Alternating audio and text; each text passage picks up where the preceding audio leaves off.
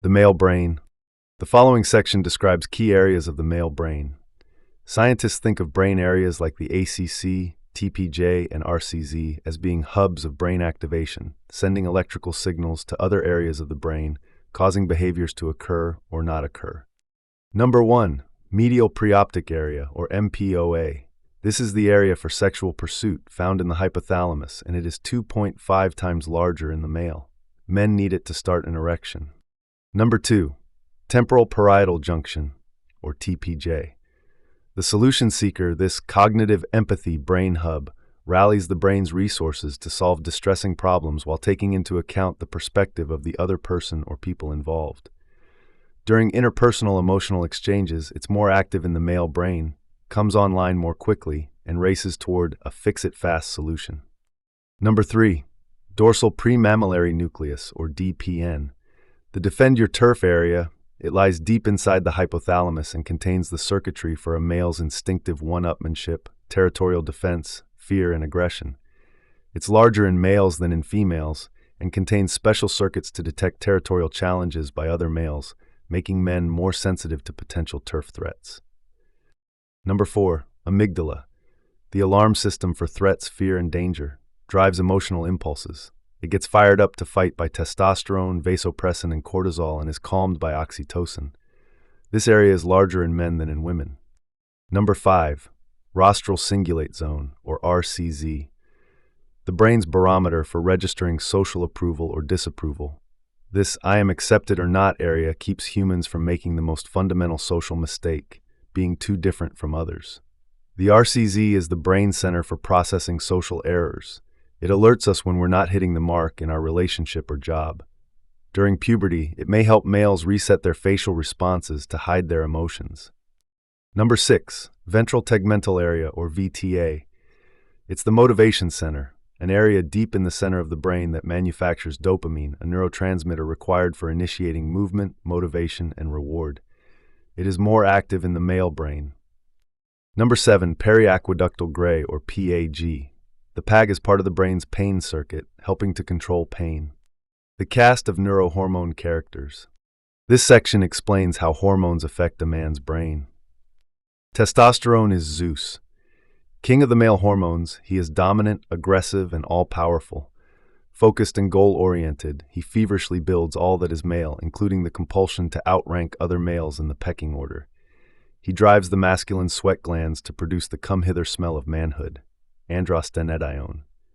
He activates the sex and aggression circuits, and he's single-minded in his dogged pursuit of his desired mate. Prized for his confidence and bravery, he can be a convincing seducer, but when he's irritable, he can be the grouchiest of bears. Vasopressin is the white knight. Vasopressin is the hormone of gallantry and monogamy, aggressively protecting and defending turf, mate, and children. Along with testosterone, he runs the male brain circuits and enhances masculinity. Mullerian-inhibiting substance, or MIS, is Hercules. He's strong, tough, and fearless.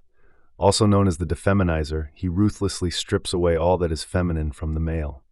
MS builds brain circuits for exploratory behavior, suppresses brain circuits for female-type behaviors, destroys the female reproductive organs, and helps build the male reproductive organs and brain circuits. Oxytocin is the lion tamer. With just a few cuddles and strokes, this down boy hormone settles and calms even the fiercest of beasts. He increases empathic ability and builds trust circuits, romantic love circuits, and attachment circuits in the brain. He reduces stress hormones, lowers men's blood pressure, and plays a major role in fathers bonding with their infants. He promotes feelings of safety and security and is to blame for a man's postcoital narcolepsy. Prolactin is Mr. Mom. He causes sympathetic pregnancy, also known as Kuvad syndrome, in fathers-to-be, and increases dad's ability to hear their babies cry. He stimulates connections in the male brain for paternal behavior and decreases sex drive. Cortisol is the gladiator. When threatened, he is angry, fired up, and willing to fight for life and limb. Androstenedione is Romeo, the charming seducer of women. When released by the skin as a pheromone, he does more for a man's sex appeal than any aftershave or cologne. Dopamine is the energizer. the intoxicating life of the party. He's all about feeling good, having fun, and going for the gusto. Excited and highly motivated, he's pumped up to win and driven to hit the jackpot again and again. But watch out, he is addictively rewarding, particularly in the rough-and-tumble play of boyhood and the sexual play of manhood, where dopamine increases ecstasy during orgasm. Estrogen is the queen. Although she doesn't have the same power over a man as Zeus, she may be the true force behind the throne, running most of the male brain circuits. She has the ability to increase his desire to cuddle and relate by stimulating his oxytocin. Phases of a male's life. Hormones can determine what the brain is interested in doing. Their purpose is to help guide social, sexual, mating, parenting, protective, and aggressive behaviors. They can affect being rough and tumble, competing in sports or attending sporting events, solving problems, interpreting facial expressions and others' emotions, male-male bonding, dating and mating, ogling attractive females, forming sexual and pair bond relationships, protecting family and turf, fantasizing, masturbating, and pursuing sex. Introduction: what makes a man? Now we begin the introduction. You could say that my whole career prepared me to write my first book, The Female Brain. As a medical student, I had been shocked to discover that major scientific research frequently excluded women because it was believed that their menstrual cycles would ruin the data. That meant that large areas of science and medicine used the male as the default model for understanding human biology and behavior, and only in the past few years has that really begun to change. My early discovery of this basic inequity led me to base my career at Harvard and the University of California, San Francisco, or UCSF, around understanding how hormones affect the female and male brains differently. It also led me to found the Women's Mood and Hormone Clinic. Ultimately, that work led me to write The Female Brain, which addressed the brain structures and hormonal biology that create a uniquely female reality at every stage of life. The distinct brain structures and hormonal biology in the male similarly produce a uniquely male reality. But as I considered writing The Male Brain, nearly everyone I consulted made the same joke. That will be a short book, maybe more of a pamphlet. I realized that the idea that the male is the default model human still deeply pervades our culture.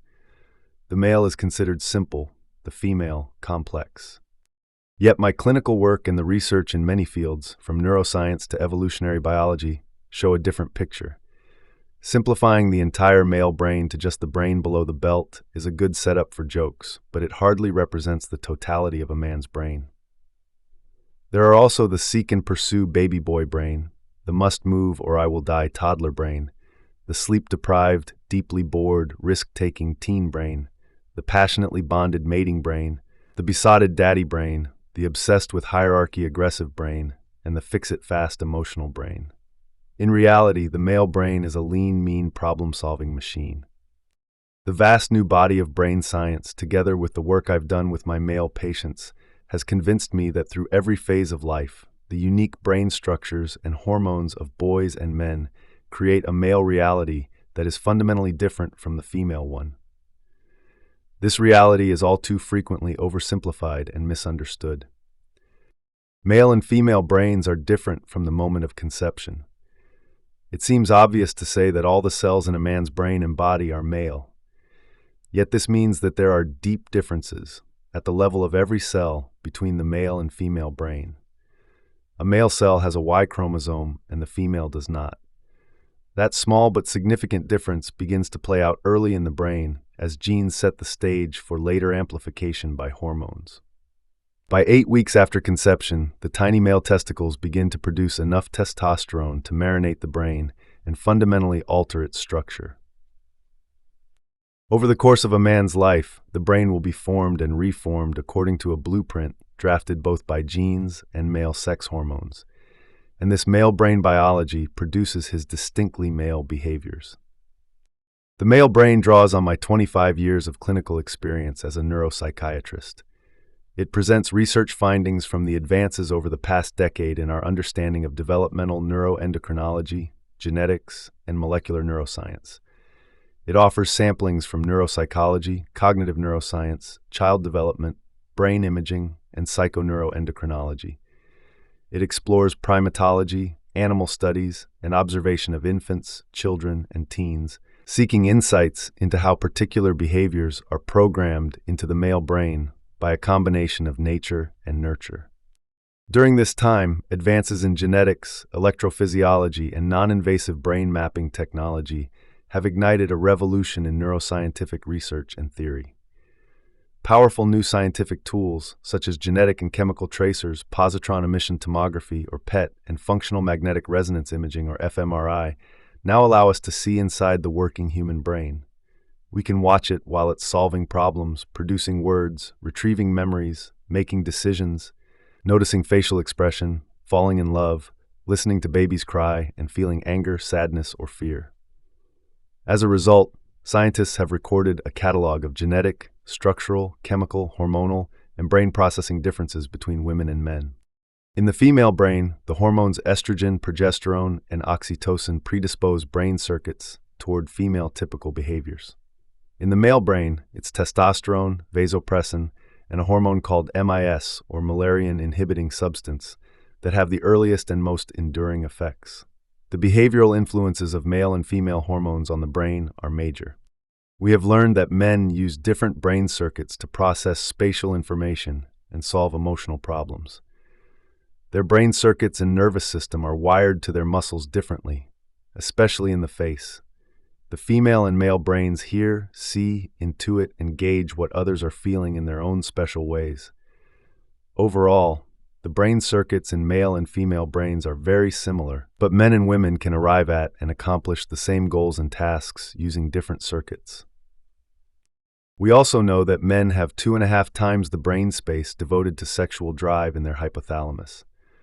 Sexual thoughts flicker in the background of a man's visual cortex all day and night, making him always at the ready for seizing sexual opportunity.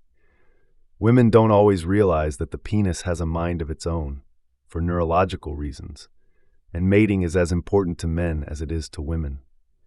Once a man's love and lust circuits are in sync, he falls just as head over heels in love as a woman, perhaps even more so. When a baby is on the way, the male brain changes in specific and dramatic ways to form the daddy brain. Men also have larger brain centers for muscular action and aggression. His brain circuits for mate protection and territorial defense are hormonally primed for action starting at puberty. Pecking order and hierarchy matter more deeply to men than most women realize. Men also have larger processors in the core of the most primitive area of the brain, which registers fear and triggers protective aggression, the amygdala. This is why some men will fight to the death defending their loved ones. What's more, when faced with a loved one's emotional distress, his brain area for problem solving and fixing the situation will immediately spark. I must have been dimly aware of this long catalog of distinctive male behaviors when I first found out, 21 years ago, that the baby I was carrying had a Y chromosome. I immediately thought, oh dear, what am I going to do with a boy? Up until that moment, I realized I had unconsciously been thinking, it's a girl, and feeling confident that my own female life experiences could guide me in raising a daughter. I was right to be nervous. My lack of boy smarts was about to matter more than I imagined. I now know from my 25 years of research and clinical work that both men and women have a deep misunderstanding of the biological and social instincts that drive the other sex. As women, we may love men, live with men, and bear sons, but we have yet to understand men and boys. They are more than their gender and sexuality, and yet it is intrinsic to who they are. And it further complicates matters that neither women nor men have a good sense of what the other's brains or bodies are doing from one moment to the next. We are mostly oblivious to the underlying work performed by different genes, neurochemicals, and hormones. Our understanding of essential gender differences is crucial because biology does not tell the whole story.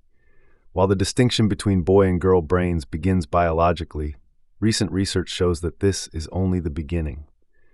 The brain's architecture is not set in stone at birth or by the end of childhood, as was once believed, but continues to change throughout life.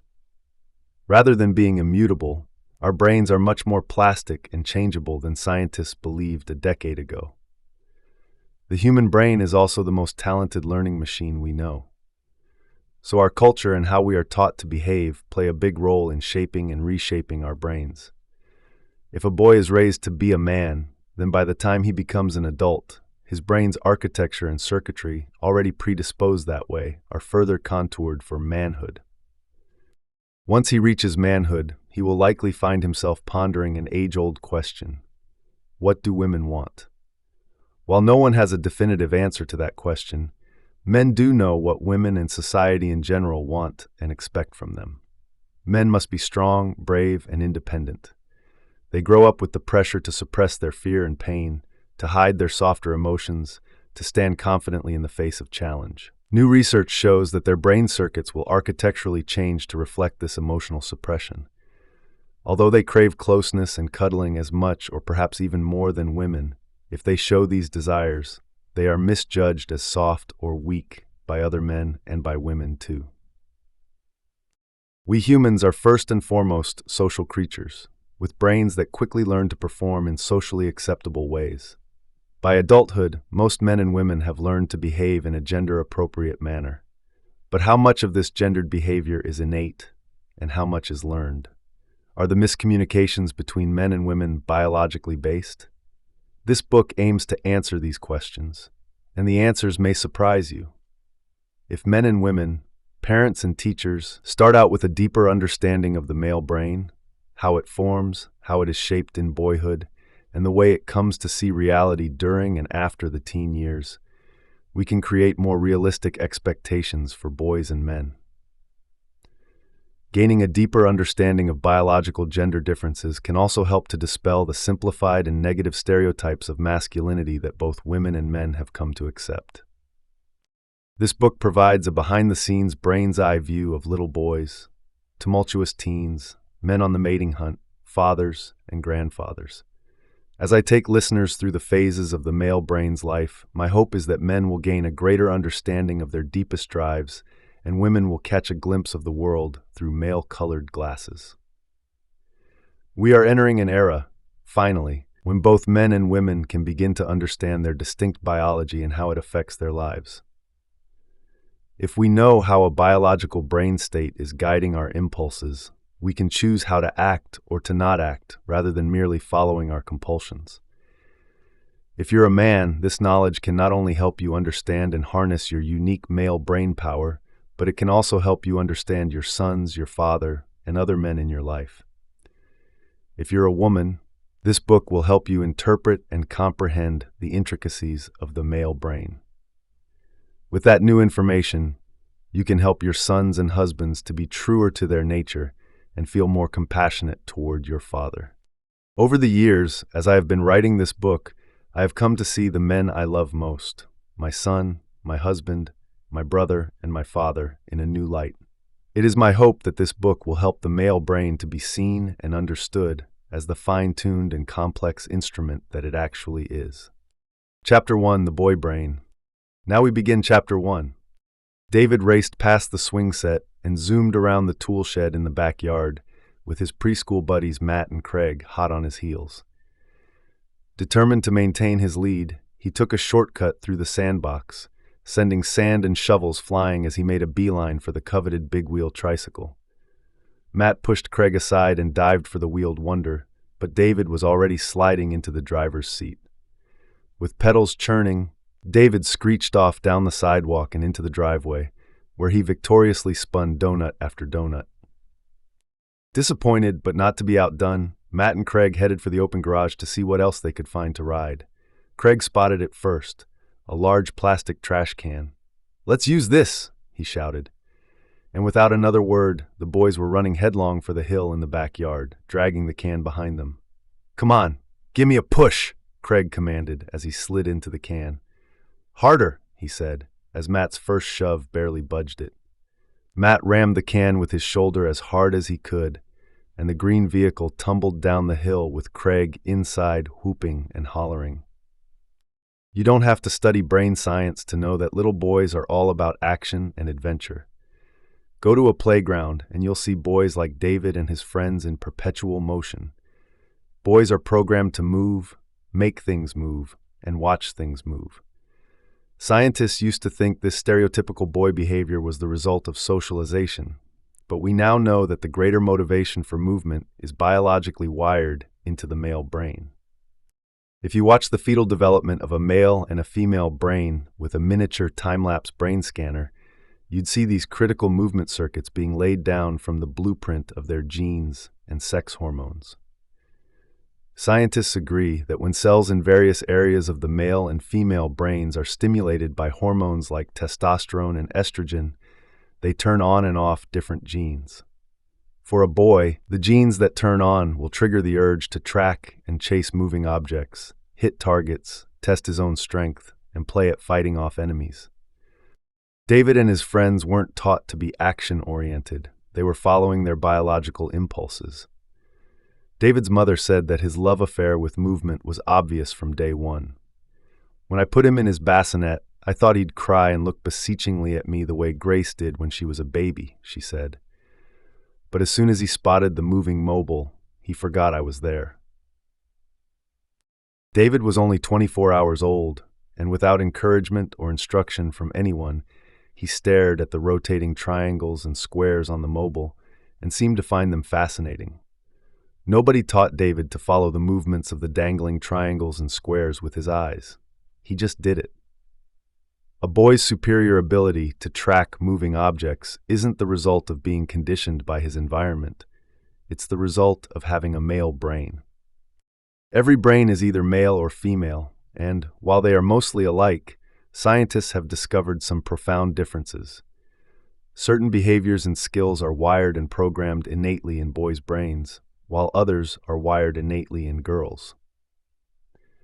Scientists have even found that male-specific neurons may be directly linked to stereotypical male behaviors, like roughhousing. And studies show that from an early age, boys are interested in different activities than girls. These differences are reinforced by culture and upbringing, but they begin in the brain. What makes a boy a boy? I met David's mother, Jessica, a few months after he was born. Her daughter Grace was 3 years old, and Jessica and her husband Paul were thrilled to have a beautiful baby boy. But Jessica was worried because things weren't going quite as smoothly with David as they had with Grace. Jessica said, "He's sweet and cuddly one minute, and the next minute he's squirming out of my arms. If I don't put him down, he shrieks like I'm killing him." Jessica was afraid that David might be hyperactive, but her pediatrician told her David was just fine and developing normally. Researchers at Harvard found that baby boys get emotionally worked up faster than girls, and once they're upset, they're harder to soothe. So, early on, parents spend more time trying to dial down their son's emotions than their daughters. She said Grace was easier to calm. David keeps us constantly on our toes. Jessica also told me that David didn't make eye contact with her the way Grace did when she was a baby. She said that he'd only look at her for a couple of seconds and then go right back to staring at the mobile. I couldn't help but smile because I had this same concern with my own son. At that time, psychologists believed the key to developing a bond with your baby was what they called mutual gazing, looking into each other's eyes. Whereas that's true for baby girls, it turns out that baby boys bond without as much mutual gazing. And unlike girls, who are inclined to look long and hard at faces, boys' visual circuits pay more attention to movement, geometric shapes, and the edges and angles of objects from the get-go.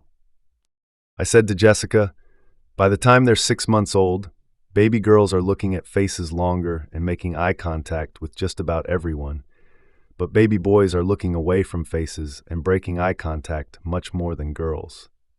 There's nothing wrong with David. His brain just doesn't find eyes and faces as interesting as toy airplanes and other moving objects. David's male brain was prompting him to visually explore animated objects.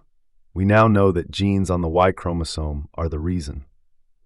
Like other boys, David's fascination with movement was the result of circuitry that started to form in his brain just 8 weeks after he was conceived. During fetal development, David's brain was built in 2 stages. First, during weeks 8 to 18, testosterone from his tiny testicles masculinized his body and brain, forming the brain circuits that control male behaviors. As his brain was marinating in testosterone, this hormone began to make some of his brain circuits grow and to make others wither and die. Next, during the remaining months of pregnancy, another hormone, MIS, or Müllerian-inhibiting substance, joined with testosterone and defeminized David's brain and body. They suppressed his brain circuits for female-type behaviors and killed off the female reproductive organs. His male reproductive organs, the penis and testicles, grew larger. Then, together with testosterone, MIS may have helped form David's larger male brain circuits for exploratory behavior, muscular and motor control, spatial skills, and rough play. Scientists discovered that when they bred male mice to lack the MIS hormone, they did not develop male-typical exploratory behavior. Instead, they behaved and played more like females. The female brain circuits that make a girl are laid down and develop without the effects of testosterone or MIS. After I shared this information with Jessica, she raised her eyebrows and asked, "Are you saying that if Grace's brain had been exposed to these male hormones when I was pregnant, she'd act more like David?" "That's right," I said, smiling as her face lit up with recognition. It's always rewarding to me when I see this kind of relief on a mother's face. Suddenly, instead of thinking that she's doing something wrong or that there's something wrong with her child, she can relax and begin to appreciate her son's maleness. She said, "It's just so different with David. He's so much more active than Grace was, even at this age, but he can be the very essence of sweetness, too."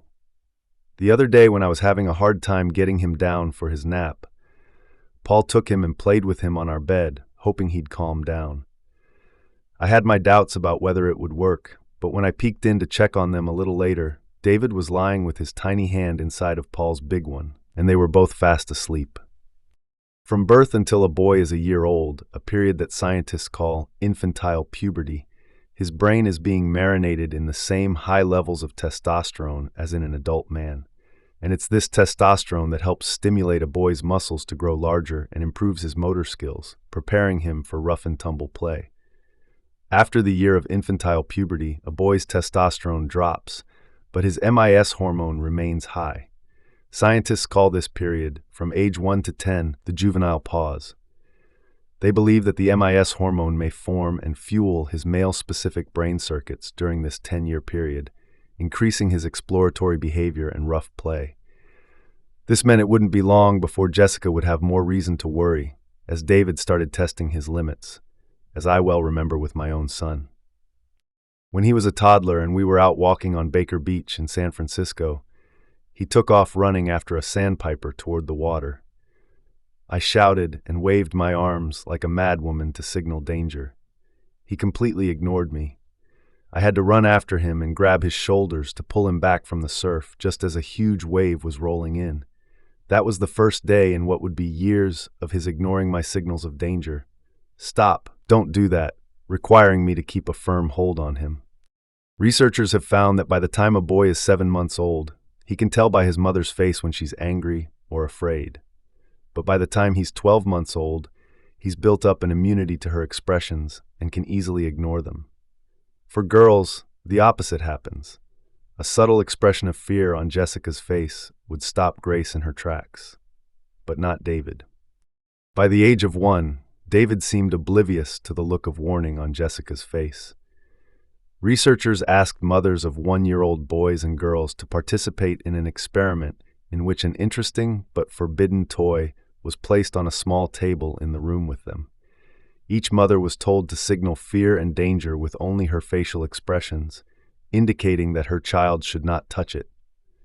Most of the girls heeded their mother's facial warning, but the boys seemed not to care, acting like they were magnetically pulled toward the forbidden object.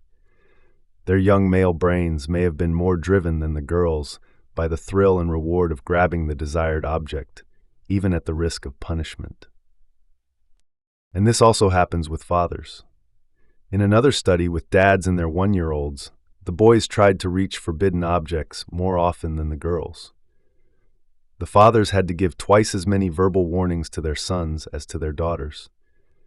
And researchers found that by the age of 27 months, boys more often than girls will go behind their parents' backs to take risks and break rules. By this age, the urge to pursue and grab items that are off limits can become a hair-raising game of hide and seek, with parents hiding the danger their sons will inevitably seek. When David was 3.5, Jessica told me that he never ceased to amaze her, both for better and for worse. He picks me flowers, tells me he loves me, and showers me with kisses and hugs. But when he gets the urge to do something, the rules we've taught him vanish from his mind. She told me that David and his friend Craig were in the bathroom washing up for dinner when she heard Craig yell, "Stop it, David. I'm peeing." Then she heard the distinct sound of the hairdryer. Danger flashed through Jessica's brain. Racing down the hall, she flung open the bathroom door just in time to get a splash of urine on her legs. David had turned the blow-dryer on his friend's stream, just to see what would happen. But being sprayed with urine didn't upset her nearly as much as David's disregarding the no electrical appliances without adult supervision rule. For the next couple years, she had to keep all electrical appliances well out of David's reach. But she told me with a slight blush, "There's one thing I can't keep out of his reach, even in public. Playing with his penis." David thought nothing of grabbing and playing with his penis, anytime, anywhere. A boy's public relationship with his penis is something that has made many mothers wince, including me. But the male brain's reward center gets such a huge surge of pleasure from penis stimulation that it's nearly impossible for boys to resist, no matter what their parents threaten. So rather than trying to stop David, I suggested Jessica start teaching him to explore this compelling pleasure in the privacy of his room. A few weeks after Jessica started trying to get David to play with his penis in privacy, the family went on vacation. As they were walking down the hallway in their hotel, David saw a sign hanging on the doorknob of the room next door and asked, "Mom, what does privacy say?" When Jessica said the word out loud for him, he said, "Oh, that man must be doing his privacy in there." From then on, he'd refer to playing with his penis as doing my privacy. Boys. Later that year, when David came into the office with Jessica, I handed him a lavender toy car from an assortment I had in a shoebox. He frowned as he said, "That's a girl car." Tossing the car back into the box, he grabbed the bright red car with black racing stripes, saying, "This is a boy one." Researchers have found that boys and girls both prefer the toys of their own sex, but girls will play with boys' toys, while boys, by the age of 4, reject girl toys and even toys that are girl colors like pink. I didn't know this when my own son was born, so I gave him lots of unisex toys. When he was 3.5 years old, in addition to buying him one of the action combat figures he was begging for, I bought him a Barbie doll. I thought it would be good for him to have some practice playing out non-aggressive, cooperative scenarios. I was delighted by how eagerly he ripped open the box. Once he freed her from the packaging, he grabbed her around the torso and thrust her long legs into midair like a sword, shouting, "Eek! Take that!" toward some imaginary enemy. I was a little taken aback, as I was part of the generation of second-wave feminists who had decided that we were going to raise emotionally sensitive boys who weren't aggressive or obsessed with weapons and competition. Giving our children toys for both genders was part of our new child-rearing plan. We prided ourselves on how our future daughters-in-law would thank us for the emotionally sensitive men we raised. Until we had our own sons, this sounded perfectly plausible. Scientists have since learned that no matter how much we adults try to influence our children, girls will play house and dress up their dollies, and boys will race around fighting imaginary foes, building and destroying and seeking new thrills. Regardless of how we think children should play, boys are more interested in competitive games, and girls are more interested in cooperative games. This innate brain wiring is apparently different enough that behavioral studies show that boys spend 65% of their free time in competitive games, while girls spend only 35%. And when girls are playing, they take turns 20 times more often than boys. It is commonly said that boys will be boys, and it's true. My son didn't turn Barbie into a sword because his environment promoted the use of weapons. He was practicing the instincts of his male brain to aggressively protect and defend. Those stereotypically girl toys I gave him in his first few years of life did not make his brain more feminine any more than giving boy toys to a girl would make her more masculine. I later found out that my son had plenty of masculine company when it came to turning Barbie into a weapon. In an Irish nursery school, researchers observed that boys raided the girls' kitchen toys and even unscrewed the faucet handles in the miniature sink to use as toy guns. In another nursery school study, researchers found that preschool boys were 6 times more likely than girls to use domestic objects as equipment or weapons. They used a spoon as a flashlight to explore a make-believe cave, turned spatulas into swords to battle the bad guys, and used beans as bullets. The next time I talked to Jessica, she told me David came home from kindergarten one day with a black eye. His teacher said he had called Craig a sissy for playing with the girls, and Craig hauled off and hit him. Jessica said, "I felt so bad for him that I took him out for ice cream, and out of the blue, he turned to me and said, 'I love you, Mommy. I'm going to marry you when I grow up.'" Seeing him with that black eye and hearing him say that to me just about broke my heart. Why would his best friend hit him like that, just for calling him a name? I told Jessica that by the time a boy is just 3.5, the greatest insult is being called a girl. Boys tease and reject other boys who like girls' games and toys. And after the age of 4, if a boy plays with girls, the other boys soon reject him. Studies show that beginning in the toddler years, boys develop a shared understanding about which toys, games, and activities are not male and must therefore be avoided. Boys applaud their male playmates for male-typical behavior, while they condemn everything else as girly. Curiosity about the origins of boys' strong preference for masculine toys led researchers to explore this further with young rhesus monkeys. Because monkeys are not gender socialized as to which toys are masculine or feminine, they made good subjects for this study. Researchers gave the young male and female monkeys a choice between a wheeled vehicle, the masculine toy, and a plush doll figure, the feminine toy. The males almost exclusively spent time playing with the wheeled toy, but the females played equal amounts of time with the doll and the wheeled toy. The scientists concluded that gender-specific toy preferences have roots in the male brain circuitry in both boys and male monkeys. And there is further evidence that this toy preference has its origins in fetal brain development.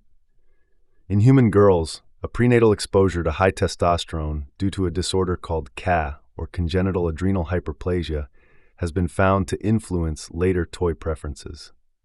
By the time these cat girls are 3 or 4, they prefer boy-typical toys more than other girls do. Scientists believe that boys' toys reflect their preference for using big muscle groups when they play. A related preference for action shows up even in art class. Researchers found that elementary school boys preferred to draw action scenes like car and plane crashes. Nearly all their drawings captured a dynamic movement, and they used only a few colors. The girls in the study drew people, pets, flowers, and trees, and used many more colors than the boys did. David not only liked drawing action scenes and playing with boy toys, but by the age of 5, his favorite board game was Chutes and Ladders. He would do anything to win, including cheat. He'd slyly move his marker the wrong number of spaces so he could climb up a ladder or avoid having to slide down a chute. And he was devastated when he lost. Jessica said, "Every time Craig and David play this game, they end up fighting." I could relate. When my son was in kindergarten, we had to remove all the win-lose board games and put them in the closet for a while. Victory is critically important to boys because for them, play's real purpose is to determine social ranking. At an early age, the male brain is raring for play fighting, defending turf, and competing. Losing is unacceptable. To a young male brain, the victory cry is everything. Pushing his limits. "Ah!" David shouted as he charged forward, thrusting and jabbing his new laser sword at Craig. Not to be outdone, Craig snatched the sword out of David's hands and took off running with it. But he made it only a few yards before David caught up and grabbed the back of his mud-caked shirt. Within seconds, they were on the ground wrestling for possession of the sword. To someone not familiar with the ways of young boys, this would look like a fight. But David and Craig were having a blast. Boys wrestle and pummel each other with gusto, competing for toys and trying to overpower each other. They play this way up to 6 times more than girls do, a reality that Jessica now found highly entertaining, although she hadn't always seen the humor in it. Boys discover their place in the world by pushing all of their body's physical limits. So it's not just fighting, but also being able to fart or burp the loudest or the longest that gives a boy bragging rights. Jessica said, "I'll never understand why David and Craig think farting on each other is so funny, but they think it's hilarious, and Paul laughs as hard as they do." For David and Craig, every day was filled with a series of serious physical contests. How fast can you run? How high can you climb? How far can you jump? A boy's success or failure in sports and other contests can make or break his sense of self. Even though Jessica could appreciate that males are naturally driven to test their physical abilities, she still worried that David would get hurt. But Paul, who grew up with 3 brothers, knew that the bumps and bruises were a normal part of boyhood. During the juvenile pause, boys imitate their dads, uncles, and older male cousins, and they're particularly intrigued with the men who stand out as alpha males. Go to the zoo and watch the primates, and you'll see the most powerful male sitting by himself chewing grass and the little guys running up and attacking him from behind. The little guys are playing at things they'll be required to do in their future. When the alpha male has had enough, he'll shoo away the juveniles. Undaunted, they will continue to wrestle with each other, literally tumbling across the ground. This rough-and-tumble play is also observed in groups of human boys everywhere. Showing his strength. By the time boys are in 1st grade, they get a brain high when they show their strength and aggression. Using physical force together with insults is even better. As child researcher Eleanor McCoby says, "These boys are just trying to have their kind of fun." This way of playing gives their brain a massive feel-good reward in the form of a dopamine rush. The neurochemical dopamine is addictively rewarding. The brain likes it and wants more, so boys are always seeking the thrill of the next high. That's why they love scary movies, haunted houses, and daring each other to take risks. Boys don't necessarily want to get hurt, but they usually think the excitement is worth it. Jessica said, "I'm just happy to get through a day without putting ice or Band-Aids on somebody." By grade school, the play styles of boys and girls in groups have diverged, and children self-impose sex segregation. Observational studies found that worldwide, boys on playgrounds wrestle, roughhouse, and mock fight frequently. Girls do not. In addition to their different play styles, boys and girls may also dislike playing together because, as research shows, by the time boys are in 1st grade, they're no longer paying much attention to girls or listening to what they say. A study of boys in a 1st grade classroom in Oregon found that boys paid the most attention first and foremost to what other boys said. The teachers placed second, and the girls placed a distant third, if they placed at all. As a matter of fact, ignoring girls altogether was the most common. David and most of the other boys in his 1st grade class had already sworn off playing with girls, and their female classmates were just fine with that. They didn't like playing with the boys either. A study on an Irish kindergarten playground may shed even more light on the girls' and boys' interactions with each other. The researchers noted that the boys monopolized the tricycles and bicycles and played ramming games, while girls, on the few occasions they got a turn to ride, were very careful not to hit other kids' bikes or anything else.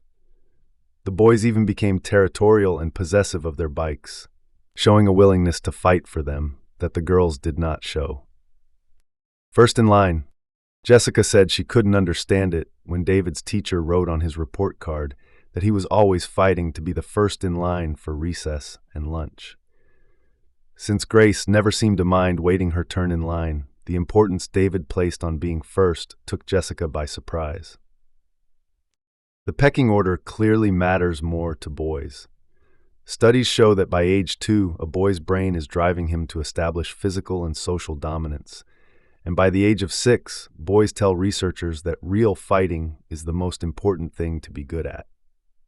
Scientists have also learned that boys are remarkably fast at establishing dominance in a group through rough-and-tumble play. In a study conducted with boys and girls at a nursery school, the boys demonstrated a clear hierarchy by the end of their first play session.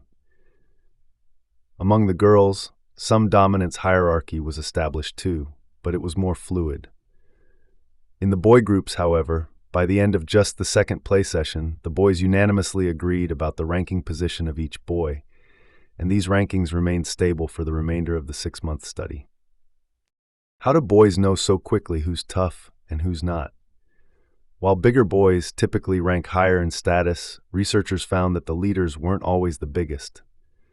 In the study, the alpha boys were the ones who refused to back down during a conflict. These boys aggressively demonstrated their strength by picking on, intimidating, or roughing up boys who challenged them. In the hormone tests taken on all the boys in the group, it turned out that alpha boys had higher testosterone levels than did the other boys. And to the researchers' surprise, the rank a boy had attained in the group by the age of 6 predicted where he'd be in the hierarchy at age 15. Of course, only one boy can be the top dog, so the rest must find other ways to succeed and avoid being picked on in the boy pack. One strategy is to form an alliance with the alpha boy by giving him things he wants and doing him favors. When my son was in elementary school, he casually asked me to buy him the biggest bags of Chex Mix to send to school with him for snack time. I thought he wanted to share them with his friends, so I didn't question it. It wasn't until I inadvertently bought him the smaller size that I discovered why he'd wanted the big bag. It turned out that he'd been using Chex Mix at recess to hire everyone he could hire, as he put it, or, as I saw it, to buy off the top dogs and appease the bullies. When he saw the smaller bag on the counter by his backpack, he shouted, "Now I'm done for, and all because of you." Boys can usually work things out within the checks and balances of the boy pack, but this cruel Lord of the Flies system still strikes horror in most mothers' hearts, including mine. Regardless of how mothers feel about it, though, boys instinctively know they must learn how to succeed within the male hierarchy. And that's not the only type of learning boys do differently. Squirming boys learn better. Tightly clutching the remotes in their fists, David and Craig punched, jabbed, and dodged, occasionally throwing an insult along with a punch. As with many boys their age, Wii had become their favorite toy. To use this active video game system, the boys mimicked the action they wanted to see displayed on the screen. When David threw a punch, his video character mirrored him. When Craig dodged the punch, his character did the same. Research from Stanford University showed that playing Wii activates parts of the male brain linked to dopamine production. Boys get rewarded by this feel-good brain chemical, just as they do when they're roughhousing. The more opponents they conquer, the more stimulated their male brain becomes, and the more dopamine their brains release. It's a thrill a minute.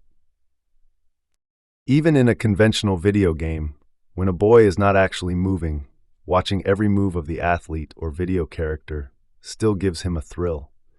Moreover, the signal gets sent from his brain through the neurons and into the muscles in his body, even if he isn't moving. If we were to watch David's body and brain with an fMRI camera when he plays a game like Super Mario Bros., every time he makes Mario jump, we'd see David's brain activate the neurons that control his own jumping muscles. He would embody the movement he sees, even though he's not really jumping. Boys react more physically to their environment than girls do in this way. Their muscles are practically twitching in response to everything they see going on around them. And that difference may mean that boys use their muscles and nervous systems more than girls to think and express themselves as well. For instance, when a boy first learns to read the word run, his brain fires messages to his leg muscles and makes them twitch. He's rehearsing the action of running in order to learn the word. And to read and understand the meaning of the word slug, David's sensation area in the brain for slimy and squishy is activated. Then the movement area of his brain for slow and slithering is engaged, and even the emotional area of his brain for disgust gets into the action. These brain areas are needed for him to completely embody, learn, and remember the meaning of slug. Scientists refer to this process as embodied cognition, because the muscles and body parts he uses to learn a word will stay connected to the meaning of that word. This is true for all our brains, but seems particularly significant for boys. It may annoy their teachers, but boys who squirm can learn better than boys who sit still. Boys like David are twisting and turning all the time, and scientists believe this may also give them their advantage at spatial manipulation. By age 5, according to researchers in Germany, boys are using different brain areas than girls to visually rotate an object in their mind's eyes. The boys mentally rotated the pictures of the objects by using both sides of their brain's spatial movement area in the parietal lobe. Girls used only one side to do the task. While that in itself is revealing, what I found most intriguing is that this spatial movement area in the male brain is locked in the on position. That means it's always working in the background on autopilot. But in the female brain, this parietal area is off, waiting in standby mode and not turned on until it's needed. From age 5 on, mental rotation of objects is one of the biggest cognitive differences between boys and girls. In the boy brain, solving problems that require spatial rotation begins in the visual cortex and goes straight to the already on parietal spatial movement area in both hemispheres. It then fires signals to the muscles that cause them to mimic the shape and position of the object. The researchers concluded that most boys, and also some girls, get a holistic, visceral sense of how an object occupies space. They embody its reality, making it easier for them to grasp its three-dimensionality. Curious to find out how this applies practically in the classroom setting, researchers studied students in a grade school math class to see how girls and boys solved conceptual math problems and how long it took them. The boys solved the problems faster than the girls. But what was most surprising to the researchers was that most of the boys, when asked to explain how they got the answer, gave an explanation without using any words. Instead, they squirmed, twisted, turned, and gestured with their hands and arms to explain how they got the answer. The boys' body movements were their explanations. Words in this instance were a hindrance. What also got my attention about this study was what the researchers did next with the girls. In the following 6 weeks of the experiment, they taught the girls to explain their answers with the same muscle movements the boys had made without using words. At the end of the 6 weeks, once the girls stopped talking and started twisting and turning, they solved the problems as quickly as the boys. The male and female brains have access to the same circuits, but, without intervention, use them differently. That boy smell. Around age 11, the juvenile pause stage of a boy's life begins winding down. One of the most pungent signs that he is entering the next stage is the new scent he starts to exude. It's not BO yet, it's more like sweaty socks. When my son was this age, we mothers referred to it as that boy smell. Not quite the musk of manhood, but no longer the sweet smell of childhood. What we smelled was the male sweat glands under the influence of testosterone giving off small amounts of the pheromone called androstenedione. This increase in testosterone signaled the dawn of puberty. A rise in testosterone sparks a new interest in girls, or at least in their female body parts. That curiosity is what got David into trouble at school in 5th grade. David's 14-year-old cousin texted him a photo of a bare-breasted woman, and the boys in his class were huddling around to sneak a peek. Earlier that day, they'd all been disappointed in their sex ed class's lack of detailed information. This was more like it. Even though sex hormone levels are quite low during most of the juvenile pause, once boys approach puberty, they begin to relentlessly pursue every scrap of sexual information they can get their hands on. When David's teacher called, Jessica was upset, but when she told Paul what happened, he felt a little surge of, "That's my boy" pride and couldn't help cracking a smile. While Jessica thought this was a big deal, Paul knew that looking at naked photos was tame compared with what David would soon be doing. When his male hormones turned back on and the juvenile pause ended, Paul and Jessica would have more to worry about than David's sexual curiosity. Soon, his action, exploration, and risk-taking brain circuits would be running at high speed, urging him to prove himself again and again. The anger and aggression circuits that were formed before he was born and strengthened during boyhood were about to be hormonally fuel-injected. When that happens, every trait and tendency set up in his male brain during childhood, action, strength, desire for dominance, exploring, and taking risks will be magnified. His brain circuitry and rising hormone levels will cause him to question and disobey his parents, seek sexual partners, strike out on his own, fight for his place in the male hierarchy, find a mate, and come into his own by entering manhood. With testosterone driving his reality, he will soon feel strong, brave, and invincible. Feeling cocksure, he will be blind to consequences and deaf to his parents' warnings. Chapter 2: The Teen Boy Brain. Now we begin Chapter 2. "Turn off your computer now, Jake! No gaming until that homework is done!" shrieked Jake's mother as she pounded on his bedroom door. Opening the door a crack, Jake gave her a blank stare and grumbled something under his breath before shutting the door in her face. Kate knew he'd probably turn the computer back on without the volume. But what she didn't know was that free porn sites were beginning to be more enticing to him than the war games he played online with his buddies. Kate was a patient of mine, and up until this past year, she described her relationship with Jake as close and rewarding. But when her formerly happy and cooperative son turned 14, he became sullen and irritable. Struggle, struggle, struggle is all they seemed to do these days. When Kate and her husband, Dan, found out that Jake hadn't turned in a single English assignment in weeks, they worried that he might be drinking or experimenting with drugs. That's when they scheduled a family appointment with me. During our session, Jake stared out the window, and Dan listened politely as Kate wrenchingly complained that their son had suddenly become unreachable and secretive. Not only had Jake gotten into a fight with another freshman named Dylan, but he also had a new group of friends, including a girl named Zoe, whom Kate described as fast. Dan spoke up in disagreement, saying, "I'm not too worried about the fight or Jake's new friends, but I do expect Jake to keep his grades up." Meanwhile, Jake, with his curly brown hair and long, lanky limbs, seemed dazed and oblivious to his parents' worries about him.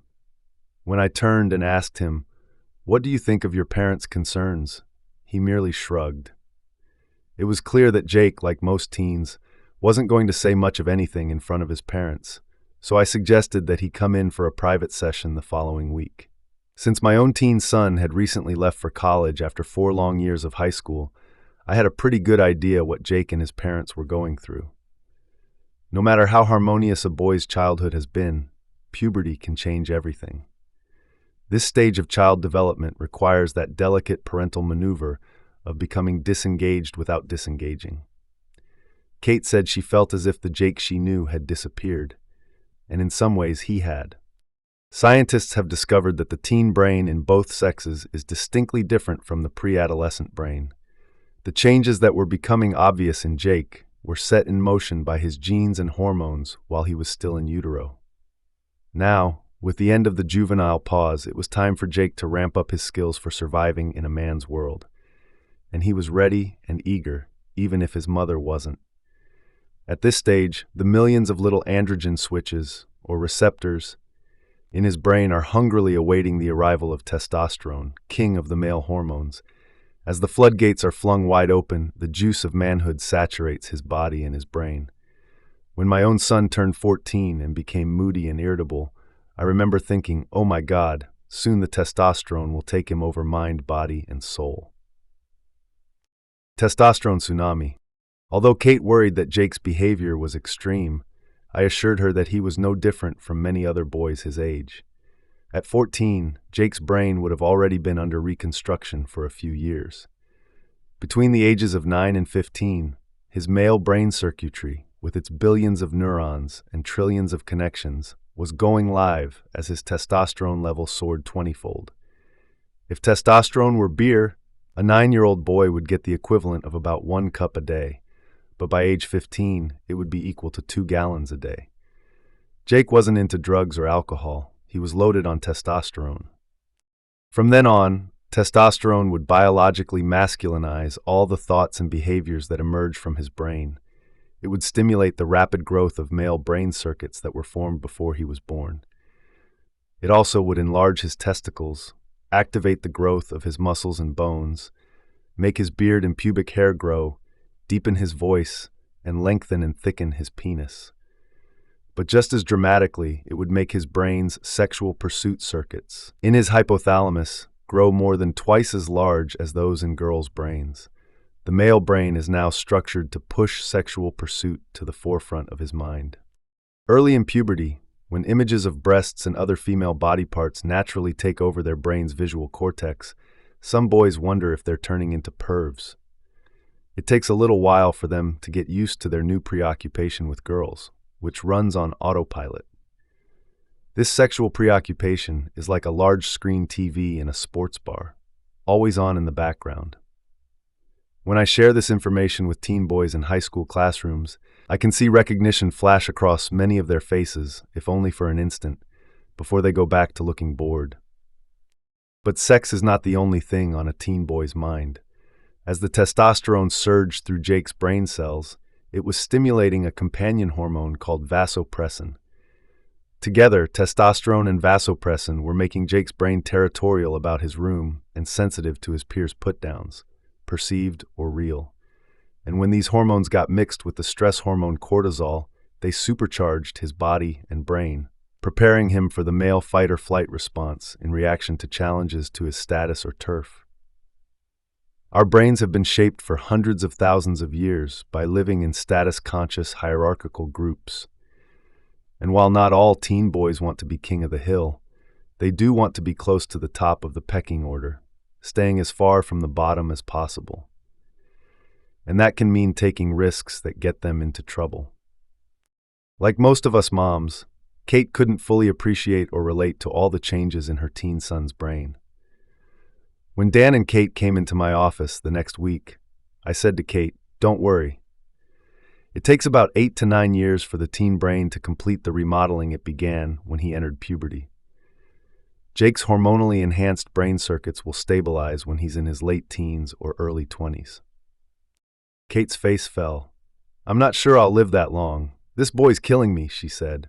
I could see that she was only half joking. Dan turned to me and said, "Look, Jake's just like every other teenage boy that ever walked the planet Earth. He's going to look at some porn, he's going to blow off his homework, get in some fights, and drool over girls. Once he's grounded for a while, he'll come around." Homework wars. Even though Jake was now grounded until he completed every neglected English assignment, it was still hard for him to focus his brain on schoolwork. If we could watch Jake's brain with a miniature brain scanner as he sat down to do homework, we'd see his prefrontal cortex, or PFC, the area for attention and good judgment, flickering with activity as it tried to force him to focus on his studies.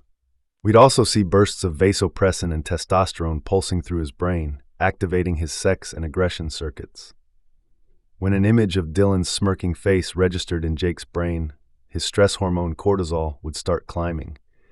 Now his threat and fear center, the amygdala, would activate. And then, as an image of Zoe in that tight sweater she'd been wearing in class today flashed across his secondary visual system, we'd see his sexual circuits activate, distracting him further. Next, we'd see his PFC struggling to regain focus on his English homework. But it would be too late. His PFC was no match for his sexual daydreams. Soon, homework would be the last thing on his mind. Teen boys aren't trying to be difficult. It's just that their brains aren't yet wired to give much thought to the future. Getting boys to study and do homework has always been more of a battle for parents than getting girls to do the same. And with today's high-tech temptations, the battle can feel like a war. Studying instead of doing something fun online just doesn't make sense to teen boys. Research shows that it takes extraordinarily intense sensations to activate the reward centers of the teen boy brain, and homework just doesn't do it. Fortunately for Jake, his father came up with both a stick and a carrot. The threat of being grounded without his computer, cell phone, or TV for the next month, versus a pair of tickets to a playoff game if he maintained a B average and turned in all his homework.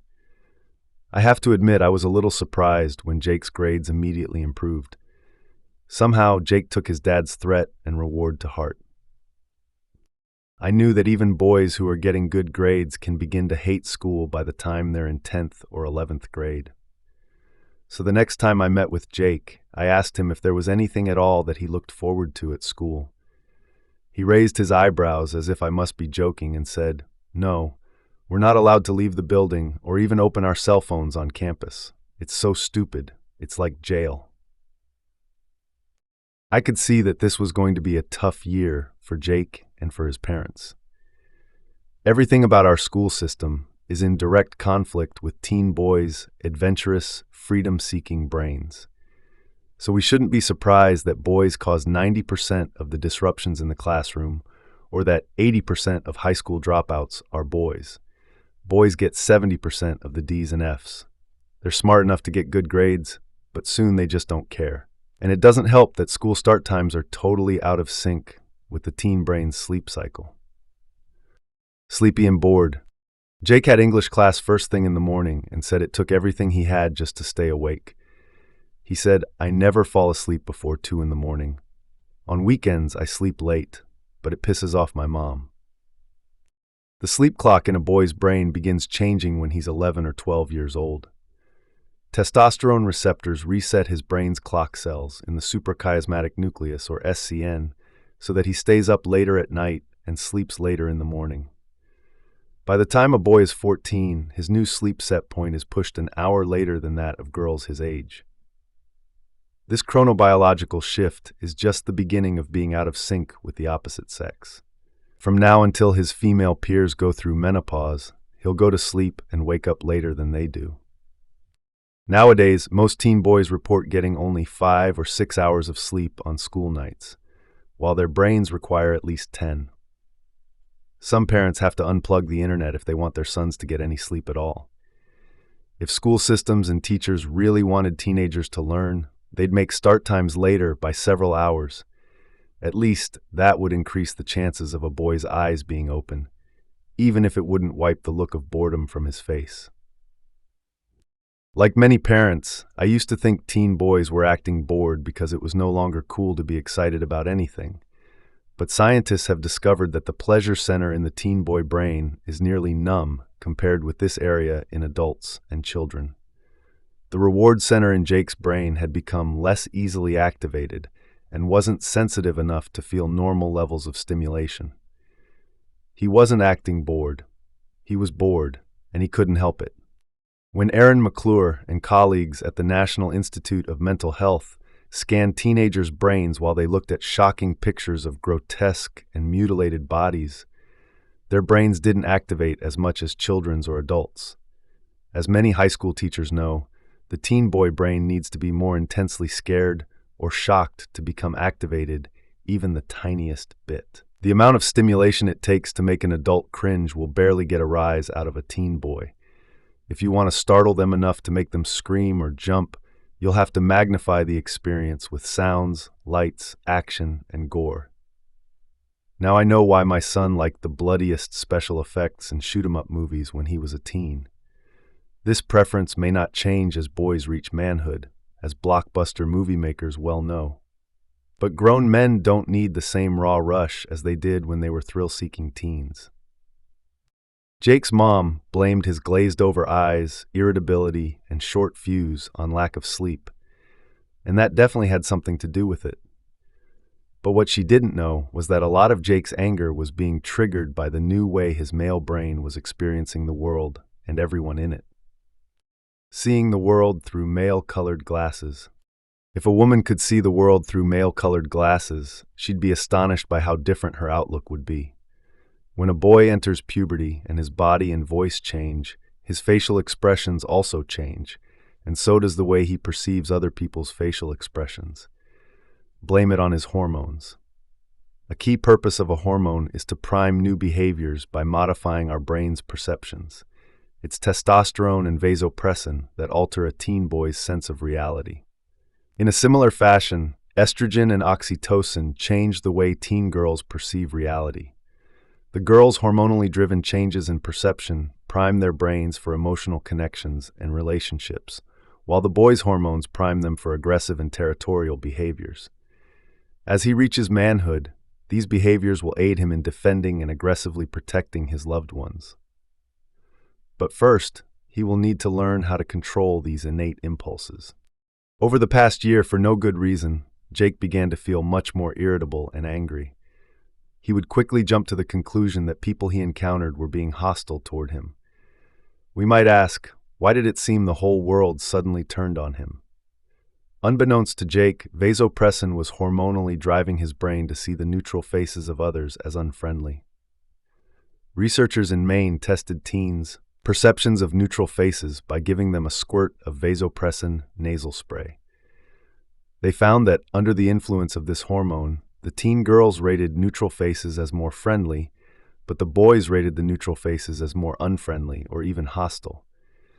This may explain why the next time Jake saw Dylan, he thought his face looked angry when, in fact, Dylan was just bored. Jake's brain was being primed by hormones for getting into trouble. In animals that are in puberty, scientists have discovered that priming the male's brains with vasopressin and testosterone changes their behavior too. The scientists found that the brain's two master sensors for emotions, the amygdala and hypothalamus, became supersensitive to potential threats when hormonally primed. And in animal studies in which male voles were given vasopressin, it resulted in more territorial aggression and mate protection. In humans, a potential threat is often signaled by a facial expression. Before puberty, when Jake had less testosterone and vasopressin, Dylan's bored face probably wouldn't have looked hostile or angry to him. But now, everything was different. Evolutionary biologists believe seeing faces as angrier than they actually are serves an adaptive purpose for males. It allows them to quickly assess whether to fight or to run. At the same time, Jake and Dylan were also honing the ancient male survival skills of facial posturing and bluffing. They were learning to hide their emotions. Some scientists believe human males have retained beards and facial hair, even in warmer climates, in order to make them look fierce and hide their true emotions. In the male hierarchy of primates and humans, the angry face is used to maintain power, and the angriest faces typically belong to men with the highest testosterone, according to research. A study of teen boys in Sweden found that the ones with the most testosterone reacted more aggressively to threats. These boys with the highest testosterone also reported being more irritable and impatient. And in another study, testosterone levels rose in response to seeing an angry face, thus dialing up the brain circuits for aggression. So angry faces, real or imagined, ignite the male fighting spirit. As Jake and Dylan had experienced in their shoving match, this sudden anger can trigger a knee-jerk reaction, often surprising even to the fighters. If these two boys had lower testosterone and vasopressin, they would not have been so fired up to fight and wouldn't have felt compelled to even the score. But as it was, this hormone cocktail was keeping an irritable and sometimes irrational fire smoldering.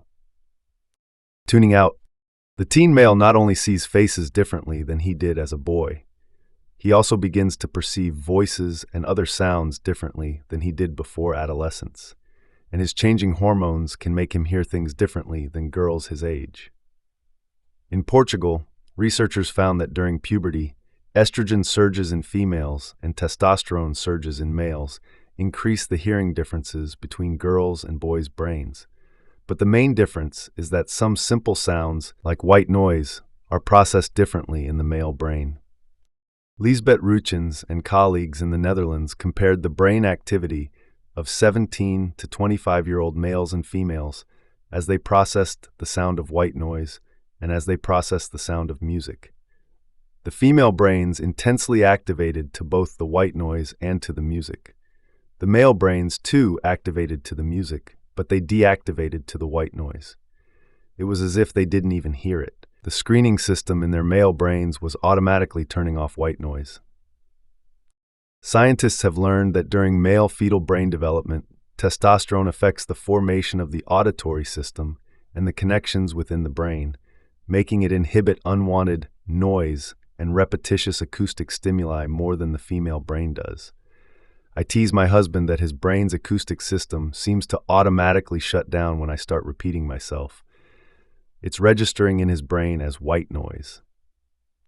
Likewise, when Zoe and her friends talked endlessly about movies, fashion, and other girls, their combined voices just sounded like humming and buzzing to Jake's ears.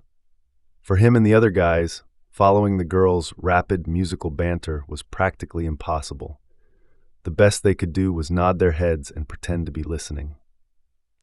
Boys can't understand why girls like to talk and text so much, or why they need to share every minute detail. Jake and his friends were more likely to send ultra-brief messages about something important, like the score of a football game or an estimate of the hot substitute teacher's measurements. Even though older male and female teens in college have been shown to say about the same number of words a day, researchers found that they're interested in talking at different times and about different topics. Boys about games and objects, and girls about people and relationships. And these differences, too, may be primed by hormones. James Pennebaker at the University of Texas found that as males were undergoing testosterone treatment over a period of 1 to 2 years, in their written communications, they began using fewer and fewer words about people and more words to talk about objects and impersonal topics. When boys are Jake's age, with their high levels of testosterone, they may not talk much about personal topics. And when it comes to talking to adults, especially his parents, a teen boy's motto is, "Give nothing away." Looking good and saving face. If you peeked in from the back of his classroom, all the guys in Jake's English class would look about the same. You could hardly tell them apart. Their clothes a few sizes too big, sloppily hanging off their bodies, their hair purposely left messed up, their faces marked by unshaven facial hair and pimples, slouched at their desks with expressions of boredom or disdain. They'd look as though they'd just rolled out of bed. And they had. Everything about a teen boy says he couldn't care less about what other people think of him or how he looks. But in reality, just the opposite is true. Teens are painfully sensitive to the subtle, and sometimes not so subtle, feedback they get from their peers. Even though Jake's face didn't show it, it was clear to me that he had become more and more obsessed with what his classmates thought about him. At his next appointment, he proudly told me that one of Zoe's girlfriends told him Zoe really liked his hair since he'd let it grow long. And he angrily told me that he wasn't going to attend his usual Friday night poker game because one of the guys had criticized him for taking so long to play his cards. Neither the compliment nor the criticism would have jiggled his brain circuits at all before puberty. Nowadays, every socially relevant comment or look painfully pierced him, or at least his rostral cingulate zone, or RCZ, an area that acts as the brain's barometer for social approval or disapproval. This "I am accepted or not by others" brain area was in the process of a massive recalibration. Now his friends' approval trumped that of his parents. Evolutionary psychologists theorize that brain circuits like the RCZ developed in primitive societies to keep people from making social mistakes that could result in being ostracized by their clans or tribes. Social acceptance could make the difference between life and death. To teenagers, disapproval from peers feels like death. Fitting in is everything. Show of strength. When Jake felt dissed or challenged, he couldn't rest until he somehow evened the score and regained some respect. Ever since Dylan shoved him at the game, he daydreamed about beating him up. Dylan had a size advantage, so Jake didn't want to pick a real fight with him. But he felt compelled to best him at something. And until he figured out what that was, he'd just have to play it cool. A teen's self-confidence is directly proportional to how he looks in front of his peers. If he can't be on top, the next best thing is pretending not to care. Thus, Jake was now practicing the posturing techniques that men use to get respect. For males, displaying signs of dominance and aggression is an important way to establish and maintain social hierarchy. Even if Jake really didn't feel all that confident, he wanted to look as though he was in charge and not afraid to fight. But as most men know, a show of anger is just as often only a bluff. Still, with their high testosterone, increased irritability, and this new urge to be dominant, some teen boys do end up physically testing their place in the dominance hierarchy. So it's not unusual for them to have a face-off with an authority figure, even one of their parents, as I found out. My son and I had our toe-to-toe showdown when he was just shy of his 16th birthday. I was awakened at 2 a.m. on a school night by what sounded like rocket blasts launched by his gaming computer. It woke me up from a dead sleep, and I was livid. I stomped downstairs in my pajamas, pounded on his bedroom door, and yelled, "Turn off that computer and give me the power cord now." As he opened the door, he puffed up his chest and leaned toward me with his 6-foot frame. "There's no way I'm giving it to you," he said. Surprised by how intimidated I felt, I knew I had to stand my ground. In the firmest voice I could muster, I growled, "Either give me that power cord, or you can forget about getting your driving permit next week." He knew I meant business, so he begrudgingly turned over the cord. For the moment, I had won. But as with Jake, his fight for independence was just beginning. Winner takes all. That fall, Jake's mother called me after a few weeks of football practice to report that Jake's attitude at home had improved dramatically. But when the actual season started, Kate reported that he'd become hard to live with. Researchers have found that testosterone levels increase before a competition. So before a game, Jake's neurochemicals, dopamine, testosterone, cortisol, and vasopressin, were cheering him on and making him feel that his team couldn't lose. He was excited and confident. This pre-fight high happens not only with athletic events, but with any competition that the male brain is participating in, or even just watching. The more testosterone Jake's body made, the more dopamine and vasopressin his brain made, and the more pumped up he felt, especially when his team was winning. Studies show that winning releases more testosterone than losing, even in sports spectators.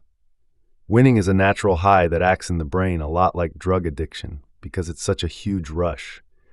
But the minute that something goes wrong, the feel-good chemicals bottom out as hopes of victory are dashed. When Jake's team lost, he was sullen for days. Even seeing Zoe didn't make him feel much better. Kate said she didn't know what was worse, his doom and gloom when they lost, or his cockiness when they won. She said, "When they win, he struts around like a rooster, and when they lose, he waves me off like I'm his servant." Lately, Jake had been staying out past his curfew and ignoring his parents' requests to tell them where he was going. He'd learned the covert art of slipping in and out of the house without seeing or talking to anyone. Consequently, Jake thought he'd become the master of deception. So when he decided to ride into the city on the back of a friend's Harley and told his dad he was catching a movie, he thought he'd adequately covered his tracks. What Jake didn't know was that the teen parent network is faster than broadband. When one of the other mothers saw Jake on the back of a motorcycle 20 miles from home without a helmet, she immediately called Kate. Jake was busted. Society's purveyors of new ideas. Kate was more than disappointed in Jake. She was furious and scared. Where had her parenting gone wrong, she wondered, to make him do something so stupid and dangerous? When they came to my office, Dan told me Jake was merely behaving the way he himself had when he was that age, adventurous and devil-may-care, but Kate was taking his latest stunt personally. "Jake acts like we're idiots," Kate blurted out. "Like he's the only one who knows anything. When we try to get him to listen, he just rolls his eyes and says, 'This isn't the Dark Ages anymore. You have no clue what things are like now.'" I was well aware of how Kate was feeling. My son often accused me of being from the dinosaur age because, according to him, I knew nothing about today's music, hairstyles, clothes, or internet sites. In every generation, teens need to reject their parents' ideas in favor of their own. By the time a boy is 16 or 17, he will desperately seek autonomy from his parents. Every cell in his brain seems to cry, "Leave me alone and let me live my own life." Jake's intense need for separation and independence was primitive and primal. You can see the same independent, risk-taking behavior in other male primates when they reach puberty. Researchers observe that when some adolescent male monkeys leave their birth troop, they strike out on their own with bravado. Scientists believe that adolescent bravery has contributed mightily to the success of the human species, and that the curious, incautious, and flexible nature of the teen brain makes teens society's purveyors of new ideas in every generation. Jake's brain was primed for exploration and programmed to break new ground, even if it meant compromising his personal safety and his mother's sanity. As I well know, every mother holds her breath and prays that her teenager doesn't do something foolish and end up getting hurt. But according to studies, when teen boys are in a group, Their brains experience excitement and emotional euphoria that makes them more willing to do risky things. That's probably why researchers find that when boys are with peers, they have more car wrecks and generally suffer more negative consequences of unsafe, impulsive choices. And although drug and alcohol abuse is reported to increase when teen boys are together, even without those substances, boys take more chances. In a study of teen drivers, the presence of peers more than doubled the number of risks teenage boys took in a video driving game. They concluded that from the teen years through the early 20s, simply being with friends increases risky decision-making. Rental car companies, with their age requirement of 25, know what they're doing. Jake firmly believed he could make his own good decisions and run his life without the interference of adults. He couldn't accept that his brain was not biologically ready to handle independence. Teen boys are certain they have everything under control, but they don't. As I explained to Jake's parents, teens have two distinct systems running their brains. The activating system, led by the amygdala, develops first. It is impulsive and gets double the stimulation when he's with his peers. It's like a gas pedal. It accelerates. The second system, the inhibiting system, the prefrontal cortex, or PFC, is like a brake. It carefully thinks things through, weighs the risks, and when working smoothly, it stops us from doing things that are dangerous or stupid. Jay Gied and colleagues at the National Institute of Mental Health found that the inhibiting system doesn't mature in boys until their early 20s. Jake's inhibiting system was still under construction, so his brain was operating with a gas pedal, but faulty brakes. Bottom line, parental controls required. When Jake came in the next time, I asked him if he'd thought about what could have gone wrong on his late-night motorcycle ride. Flashing his most charming but knowing smile, he said, "Nothing bad happened. Why can't everybody just chill?" I could see that Jake's parents had their work cut out for them, and I knew one of my jobs with Kate was going to have to be to help her tolerate the experimenting that would be a necessary prelude to Jake's independent survival. I could vividly remember the gut-wrenching maternal fear I had experienced during similar episodes when my son was a teen. But at the same time, as I had, Kate would need to accept that certain aspects of her son's life would forever be off-limits to her. Already, touching had been off-limits since he was 12 or 13. Researchers have shown that teen boys begin to be repulsed, not only by the proximity of their mother's body, but also by her smell. The scientists speculated that this may have evolved as a protection against inbreeding. For years now, whenever Kate tried to straighten Jake's collar or fix his hair, he'd bat her hand away. As Jake's brain set up these new physical barriers with his mother, it also established firm boundaries around his privacy. He certainly wasn't going to share the details of the intimate journey he was the most anxious about embarking on. Hot and bothered, all week Jake had been trying to screw up the courage to ask Zoe out. They'd been hanging out in the same group for most of the year, but never went out alone. Now he was trying to find out from her friends whether she liked him like that or not. Hanging out with her in the group was no longer enough. He felt as if he would burst if he couldn't be alone with her. Girls don't fully appreciate the bravery it takes for a guy to risk rejection by asking them out. But teen girls soon notice the new power their budding figures have over boys' brains. Boys usually feel the first stirrings of sexual attraction when they're just 11 or 12 years old and begin to have fleeting sexual fantasies. But this is years before they're ready to pair off. And it's the age when boys begin frequent masturbation. Studies show that from puberty until men's mid-20s, they may need to ejaculate 1 to 3 times a day. Girls this age reportedly masturbate an average of less than 1 time per day. Scientists believe that this frequent sexual stimulation is biologically required to keep young men primed, fertile, and ready to have real sex at the first opportunity.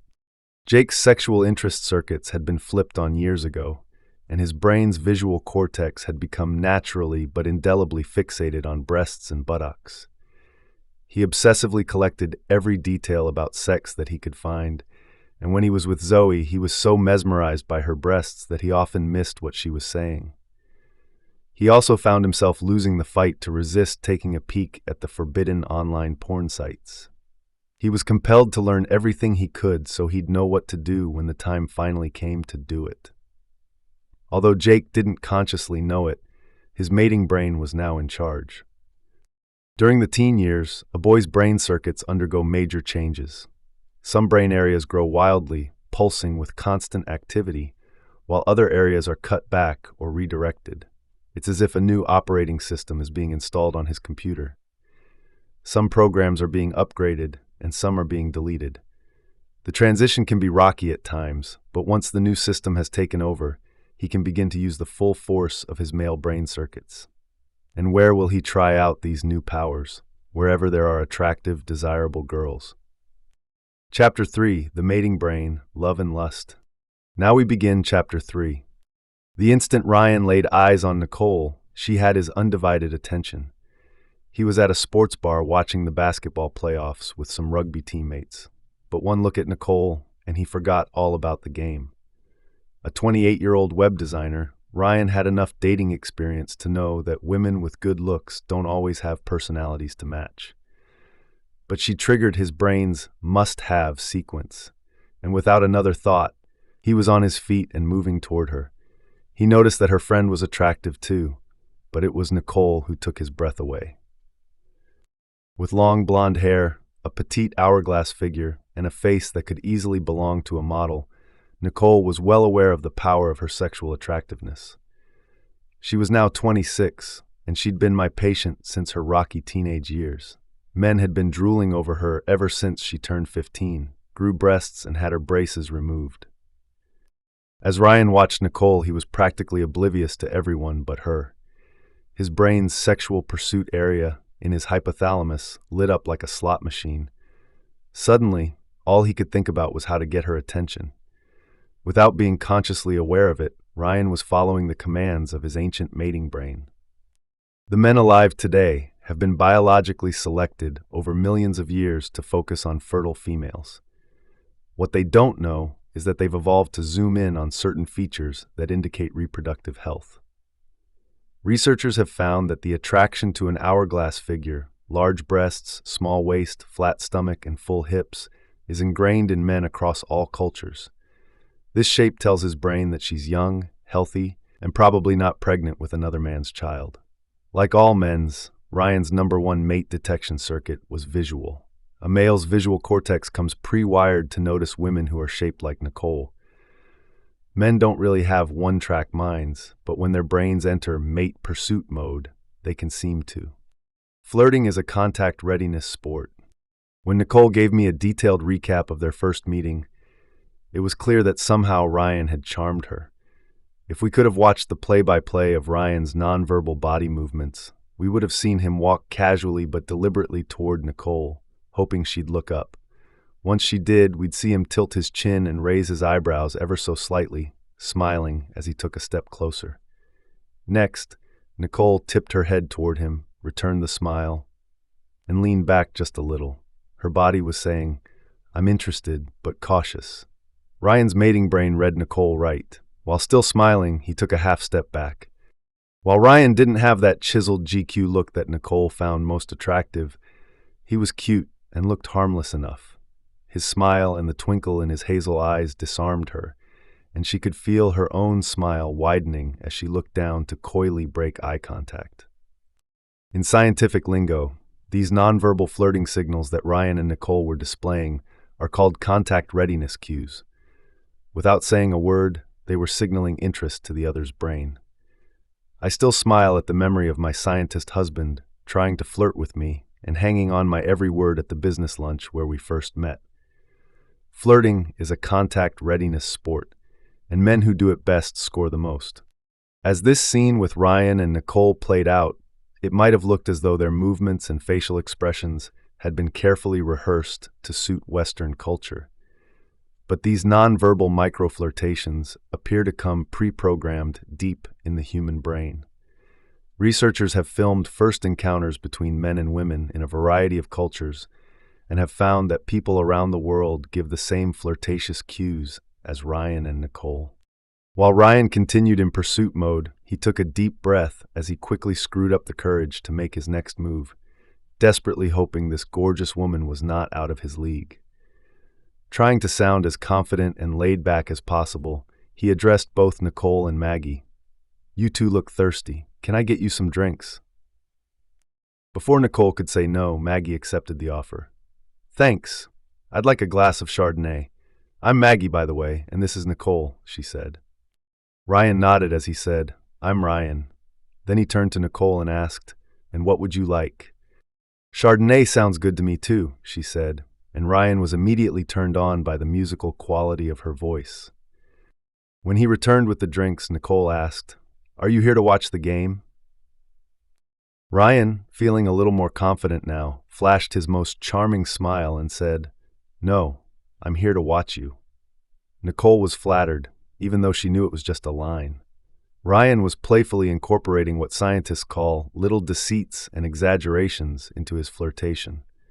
Researchers found that because men believe women expect flattery from them, they don't see anything wrong with meeting those expectations. While Ryan was comfortable with a few flirtatious exaggerations, he didn't want to push his luck too far, so he casually asked, "Are you a Giants fan or an A's fan?" "Neither," Nicole said with a grin. "I've been studying for the bar exam, and Maggie threatened to remove me from her friends list if I didn't take a break."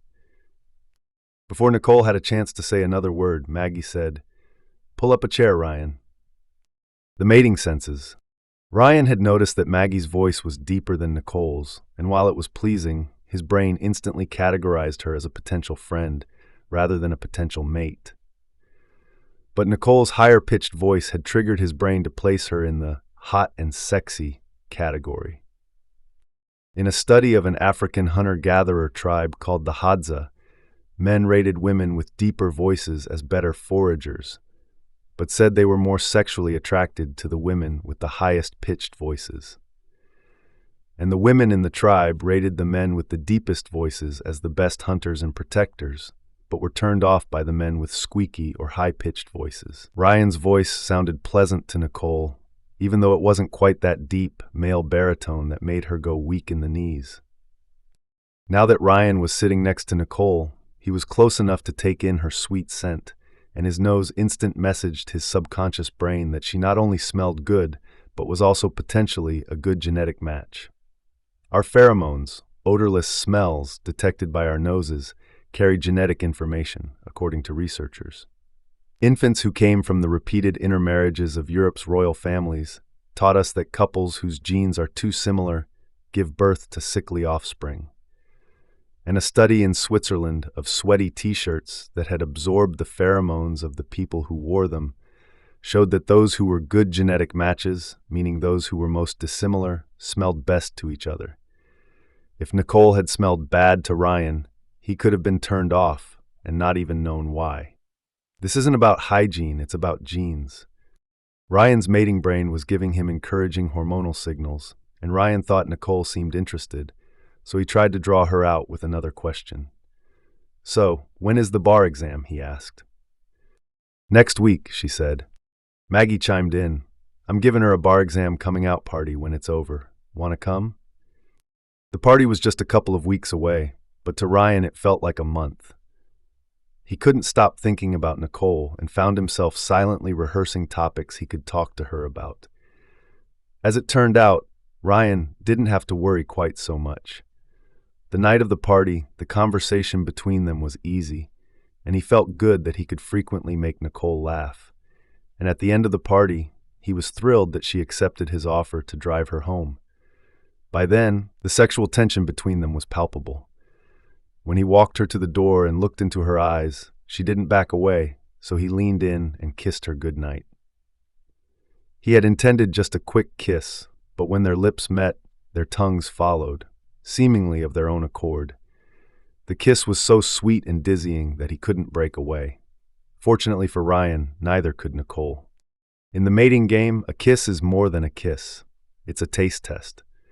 Saliva contains molecules from all the glands and organs in the body, so a French kiss serves up our signature flavor.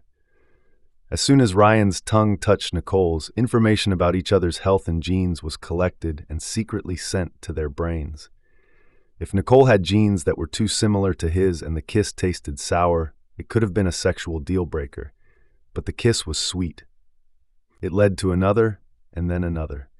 Scientists have learned that there is plenty of bioactive testosterone in men's saliva, enough that it may activate the sexual arousal center in a woman's brain. So your mother was right. French kissing can lead to sex. Ryan was hoping that tonight was the night, but Nicole gently pulled back, thanked him, and said good night without inviting him in. Scoring as soon as possible. Once Ryan had a taste of Nicole, he was hungry for more. Although he was desperately craving her, he knew he had to wait a few days before calling her, or he'd look too eager. Showing his burning desire wouldn't do him any favors right now, particularly because Nicole was being so cautious. Researchers found that when a man is sexually attracted to a woman, he wants to have sex with her as soon as possible. For the men in the study, waiting a week or more seemed like a very long time. The women, on the other hand, wanted to wait up to 3 times longer. As much as Ryan was secretly hoping for sooner rather than later, he could tell that Nicole wasn't the type to rush into anything, least of all sex.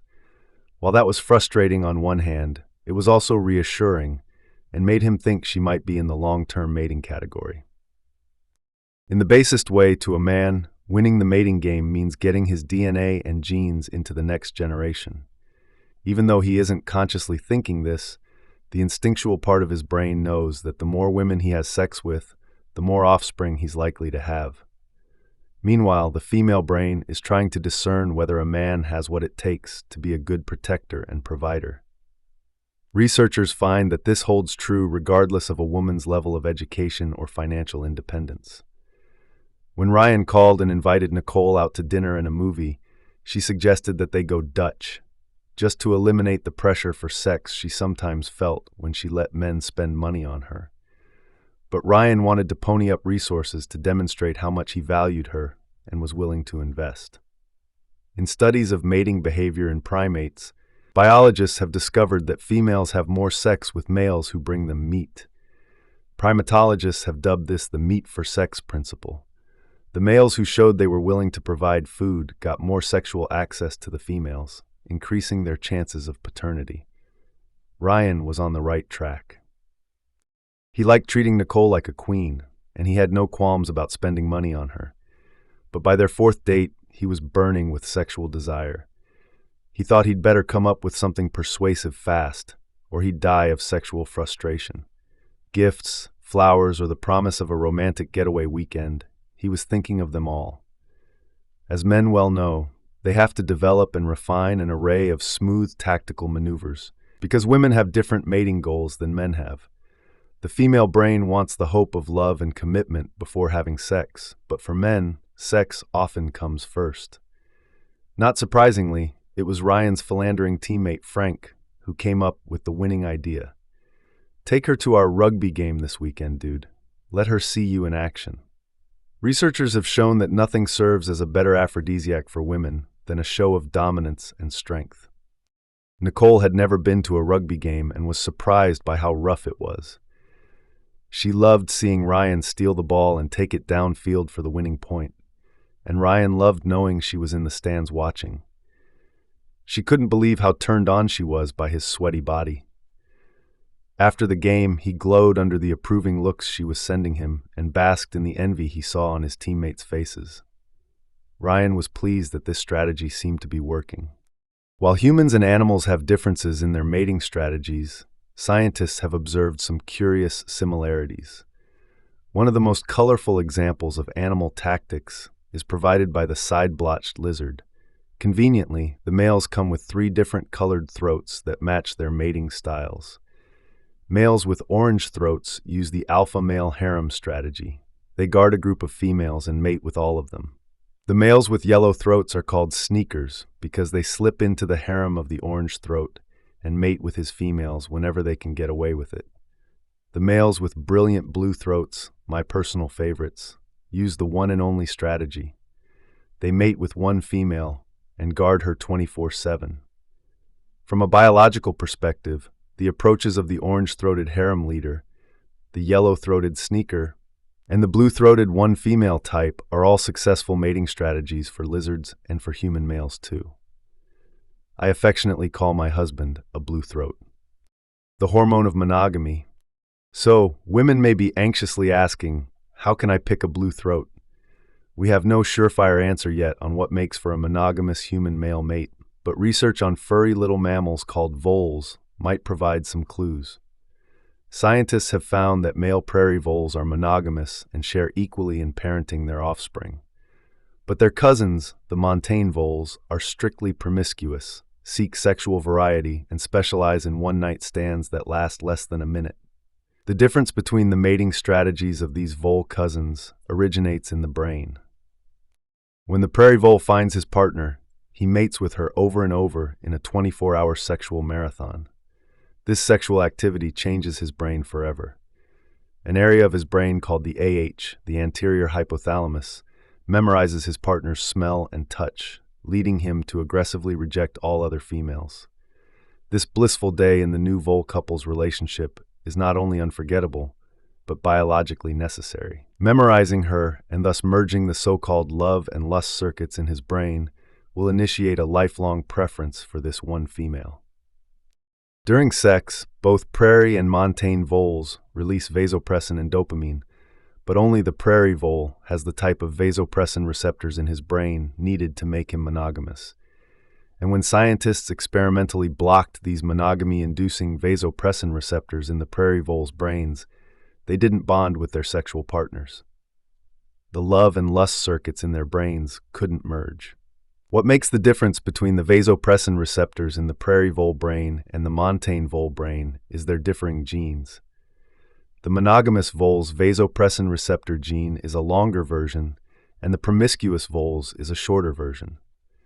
When scientists inserted the long version of the gene into the promiscuous montane vole, he too became monogamous. Although the brain biology in men may turn out to be more complicated than it is in voles, humans have this vasopressin receptor gene too. Some men have the long version, while others have the short one. A study in Sweden found that men with the long version of the vasopressin receptor gene were twice as likely to leave bachelorhood behind and commit to one woman for life.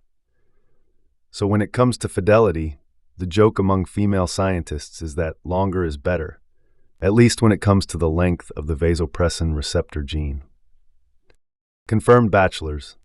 Ryan's friend Frank was a confirmed bachelor and a master of seduction.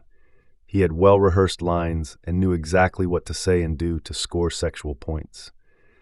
Phrases like, "You're so beautiful you should be a model," and "I've never met a woman like you before," may be cliches, but Frank was so gorgeous and charming that women were ready to believe his little deceits. And according to studies, Frank has plenty of company in this no-strings, no-commitment mating strategy. They showed that deception serves as an important part of men's mating strategy for short-term partners. And researchers found that 3 out of 4 men said they were willing to lie or modify the truth to persuade women to have sex with them. They found that the things dating men lie about are similar around the world. Men exaggerate their wealth, status, and business and social connections. Frank frequently exaggerated his income and financial prospects, and rarely missed a chance at name-dropping. Now that Nicole and Ryan were seeing each other a few times a week, she sometimes heard Frank bragging about his latest conquests. She was so put off by his maneuvering that she tried to warn his newest girlfriend, Stacy. But it was no use. Stacy's brain and body had already fallen under Frank's seductive spell. What she didn't know was that each time she and Frank had sex, she was falling a little more in love. The oxytocin released during her orgasms was binding her body and brain closer to Frank. But it was working the other way around for him. He was starting to get bored. The more Stacy tried to pin him down to future plans, the more he squirmed. He felt it was time to move on. No cage of domesticity for him. To be sure, both men and women try to manipulate the mating game. But when it comes to using verbal deception, researchers have found that men are biologically more comfortable with it than women. They measured the vocal strain of men and women telling lies to the opposite sex, and found that the men showed much less electrical strain while they lied. This allowed the men, like Frank, to deceive in a more convincing manner. Ryan was glad Nicole didn't meet Frank first, because he knew Frank would have made a play for her immediately. She didn't seem like the type to fall for Frank's short-term mating style, but he'd been wrong about women before. The male brain in love. When Nicole finally invited Ryan to spend the night, he felt like he'd died and gone to heaven. After that, they made love every day, sometimes more than once, and he still couldn't get enough of her. Sex doesn't always lead to love, but for the male brain, it is a necessary part of getting there. Ryan's brain on sex was producing chemicals that create a blissful euphoria, similar to being high on cocaine. He couldn't figure out why, when he was away from Nicole for more than 4 or 5 hours, he started getting a primitive biological craving.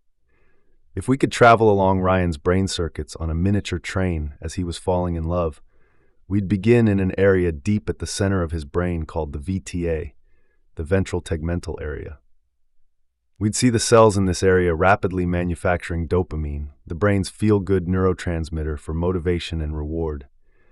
As the train was being filled with dopamine at this VTA station, Ryan was starting to feel a pleasant buzz. Filled with dopamine, the train would speed along his brain circuits to the next station, the nax-seq, or nucleus accumbens, the area for anticipation of pleasure and reward. Because Ryan is male, we'd see the dopamine from the train being mixed with testosterone and vasopressin. If you're female, it gets mixed with estrogen and oxytocin. Mixing dopamine with these other hormones was now making an addictive, high-octane fuel, leaving Ryan exhilarated and head over heels in love. The more Ryan and Nicole made love, the more addicted their bodies and brains became. When the lovebirds were apart, they were constantly thinking about and texting each other. The love train, with its addicting fuel, makes it so we can't stop thinking, fantasizing, and talking about the person we're in love with. In one study, men and women said they spent up to 85% of their waking moments daydreaming about their lover. Ryan felt as if he were literally incorporating Nicole's essence into the fabric of his brain circuits. And he was. As the train sped into the final station, the caudate nucleus, or CN, the area for memorizing the look and identity of whoever is giving you pleasure, we'd see all the tiniest details about Nicole being indelibly chiseled into his permanent memory. She was now literally unforgettable. Once the love train had made these 3 stops at the VTA, the NAC, and the CN, we'd see Ryan's lust and love circuits merge as they focused only on Nicole. Mate guarding. Ryan was starting to think of Nicole as the one, and he was determined to hold on to her. So much so, Nicole told me, that when other guys were around, Ryan was sure to take her hand or possessively put his arm tightly around her. When she came in for her appointment, she said, "I like it that he's so protective, but it seems a little hypocritical. I mean, just a couple weeks ago, I caught him checking out a girl with big boobs at the car wash." She told me that Ryan had been putting the quarters in the coin slot when a minimally dressed 20-something walked by. You should have seen the look he gave her. I know guys look at other women, but I can't believe he did it right in front of me. Maybe he's more like Frank than I thought. I told Nicole that the lust center in the male brain automatically directs men to notice and visually take in the details of attractive females. When they see one that lights up their sexual circuit board, their brain instantly produces a quick sexual thought, but then it's usually over. To Ryan's mating brain, the buxom woman was like a bright, colorful hummingbird. She flew into his line of vision, caught his attention for a few seconds, and then flew off and out of his mind. For many men, this can happen several times a day. Ryan couldn't have stopped his eyes from looking at her breasts even if he'd tried, but he could learn to be more discreet. Because this is an autopilot behavior for the male brain, men don't think it's a big deal, and they can't understand why women find it so threatening, until the tables are turned. Unbeknownst to Ryan, Frank was looking forward to an upcoming rugby game for reasons that went beyond his need to beat their biggest rival. He was secretly excited about Ryan being out of town that weekend, leaving Nicole alone and unguarded. Not wanting to raise Ryan's suspicions, Frank waited until just an hour before the rugby game to casually text Nicole and ask, "Want a ride to the game?" She was on her way home from work, and going to the game sounded like more fun than going home alone. "Sure," she texted back. She got so involved in the game that she didn't text Ryan to tell him where she was until his team was set up for the winning point, and then she excitedly sent him a text, "You're winning." At first, Ryan was confused, so he texted her back, "Where are you?" "At the game," came the reply. Ryan paused, then texted, "With who?" She momentarily hesitated and then wrote, "Frank gave me a ride." Ryan's heart sank. He couldn't help becoming furious as he imagined Frank hitting on her. He pushed the auto-dial button for Nicole's cell number, but the roar of the crowd that followed the final point of the game was so loud that she didn't hear her phone ring. It was clear to Ryan that Frank was sneakily trying to lure Nicole away from him, a tactic called mate poaching. Men who mate poach consider it a double victory. They beat the guy and get the girl. This scenario is well documented in the animal kingdom too. Groups of primates such as chimpanzees can live happily together until a female is in heat and ready to mate. At that point, the dominant males will become rivals and fight for her attention. When Ryan finally got through to Nicole, she was at the victory celebration. After just a few sentences, Frank snatched Nicole's cell phone and gave Ryan the play-by-play of the winning points. And then he hung up, but not before covertly turning off Nicole's ringer. Ryan tried Nicole several more times before going to bed, and every time he got her voicemail, he got more worked up. He was ready to rip Frank's throat out. He'd never experienced such jealousy and rage. As he tried to fall asleep, he couldn't get the image of Frank kissing Nicole, or worse, out of his mind. Researchers have found that the fear of loss or rejection can intensify our feelings of love. Ryan's mating hormones, testosterone and vasopressin, were igniting the fear of rejection center in his amygdala and the mating area in the hypothalamus. His brain was putting him on red alert and driving his territoriality and possessive mating instincts wild. As Ryan was discovering, deeply passionate feelings can lead to enduring commitments. By the time his plane landed the next morning, all he cared about was making Nicole his. He knew his heart wouldn't stop racing until he popped the question. Ring or no ring, he couldn't wait. He asked her that night, and she said yes. There was no doubt that Ryan's love and lust circuits were now in sync. What would keep them in sync? Sex. If you are enjoying this chapter on the mating brain, consider supporting the author by trying a free Audible trial or purchasing the book via the Amazon link in the description. As an Amazon associate, we earn from qualifying purchases. Chapter 4, The Brain Below the Belt. Now we begin Chapter 4. After a messy divorce, my patient Matt was finally getting on with his life, and I was glad to know he was feeling good about himself again. A handsome 34-year-old lawyer, he had first come to see me a few years earlier when his wife filed for divorce. At that time, he was 20 pounds overweight, and his self-esteem was plummeting.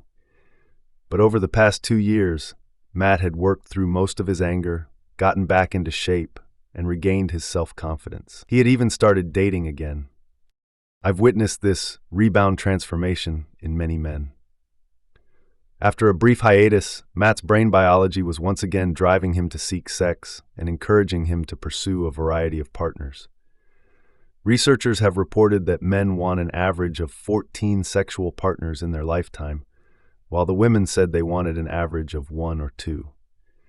Researchers surmise that some of the disparity in these numbers can be chalked up to men's interest in one-night stands.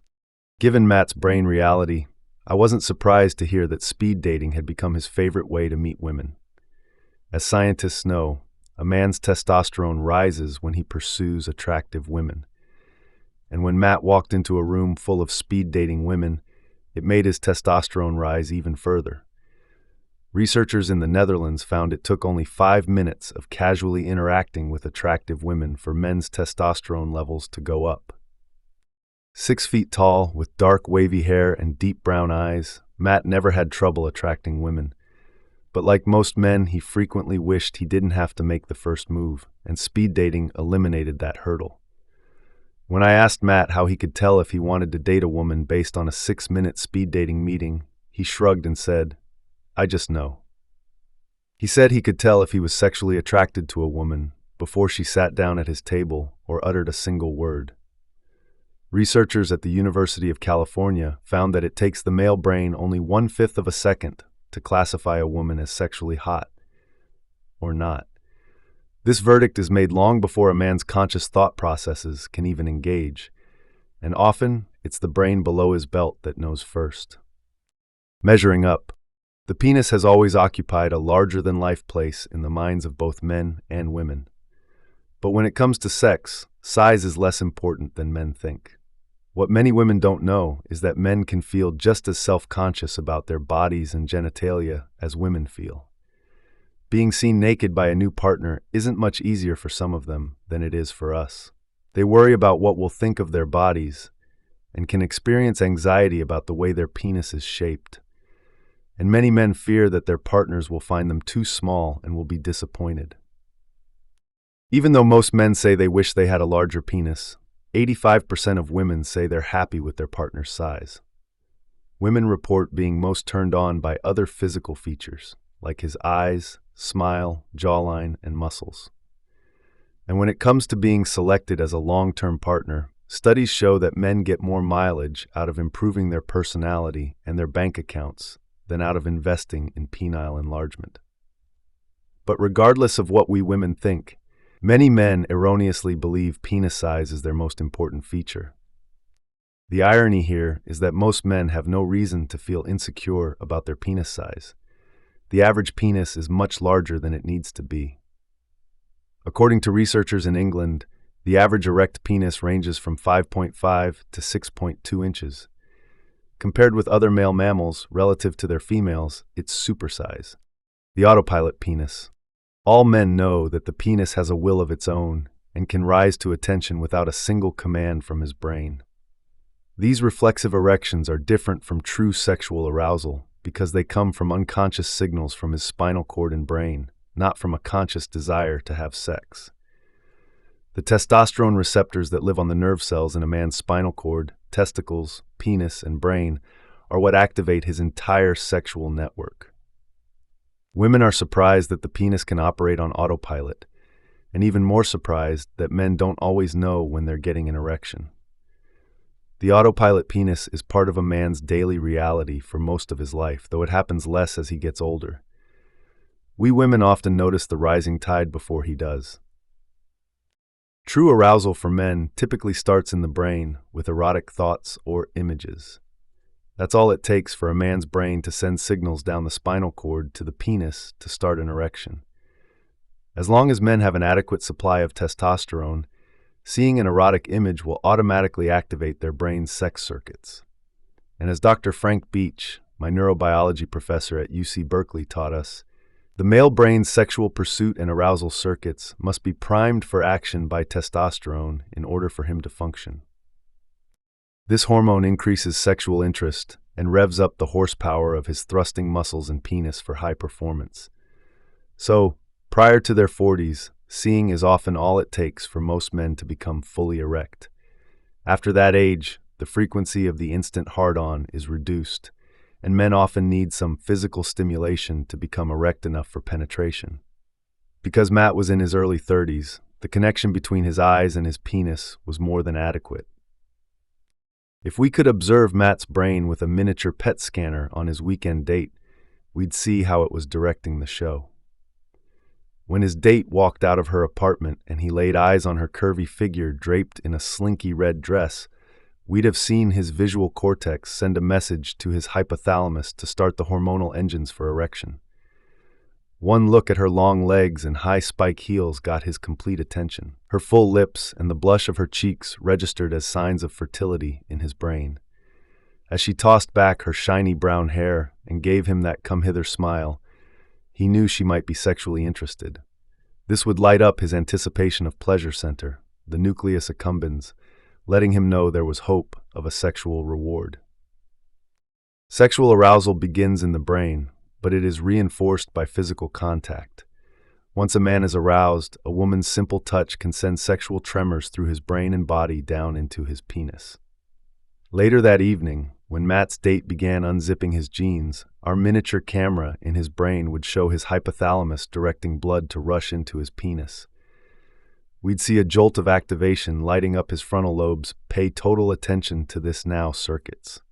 Matt's brain and body were now on high alert for taking advantage of this sexual opportunity. The instant his date gave him the green light, he'd be ready to hit the accelerator and head for the promised land. He was relieved that it didn't take long. Soon, she was pushing her hips up against his. With our camera, we'd now see all his brain areas not needed for sex going dark and deactivating. Any and all distractions were being silenced as his brain sent out the message, "Penetrate now." The urgency quickly spread throughout his body as he sucked in a quick breath of air. Ready, get set, go. And with one smooth thrust, he was inside. To heighten his sexual arousal, Matt played erotic fantasies in his visual circuits. These sexual fantasies had always helped him maintain a firm erection, whether during sex or masturbation. Like most sexually active men, Matt had amassed a sex fantasy DVD library in his brain. In his case, it was an erotic fascination with breasts that did the trick. Matt wasn't consciously conjuring up these fantasies. They were playing out on their own internal circuits, building sexual tension, arousal, and pleasure. Visual stimulation, even in fantasy, is what turns a man on, makes his penis hard, and keeps it up. According to sex researchers, men are not only more stirred by sexual visions than women are, but also want to be more sexually adventurous. In a large national study, Dr. Edward Louann and his colleagues counted and categorized men's and women's sexual acts, like vaginal sex, oral sex, and anal sex. They found that across the board, it was men, not women, who suggested broadening their sexual repertoire. For example, men reported wanting to have group sex 13 times more than women reported wanting to have it, and fellatio twice as often as women. Oral sex can be a source of conflict in many relationships. Sex researchers believe that men enjoy this sexual act for many reasons, but one of the biggest is heightened sensitivity. The tongue, lips, and fingers can stimulate and stretch a man's urethral opening, increasing sensitivity in a way that doesn't happen as much inside the vagina. Researchers at McGill University found that as a man becomes more and more sexually aroused, the tip area, the glands of his penis, becomes less and less sensitive. This may be Mother Nature's way of protecting a man from pain during sexual intercourse. So if there are times when a man can't reach climax during intercourse, he often can orgasm with the extra stimulation of oral sex. Orgasm. In order to reach orgasm, both men and women must first turn off a few parts of the brain, like the amygdala, the brain's danger and alert center, and the areas for self-consciousness and worrying, the anterior cingulate cortex, or ACC. Aside from that, for men, arousal and orgasm are relatively simple and mostly about hydraulics. They need blood to rush to one crucial appendage. But for women, to turn off the worrying part of her brain, the neurochemical stars need to align. It takes more for a woman to get in the mood, relax, and deactivate her amygdala. That's why many sex therapists say that for women, foreplay is everything that happens in the 24 hours preceding intercourse, while for men, it's what happens 3 minutes before entry. But once men and women reach orgasm, the differences are few. Researchers have studied men and women in a PET scanner while their partners were manually stimulating their penis or clitoris to orgasm. Although differences showed up between men and women while they were being stimulated, there were few, if any, discernible brain differences during orgasm itself. When Matt reached the point of no return, his brain released all the brakes and he emitted a deep involuntary groan. As he climaxed, his brain circuits and body were flooded by norepinephrine, dopamine, and oxytocin, increasing his ecstasy.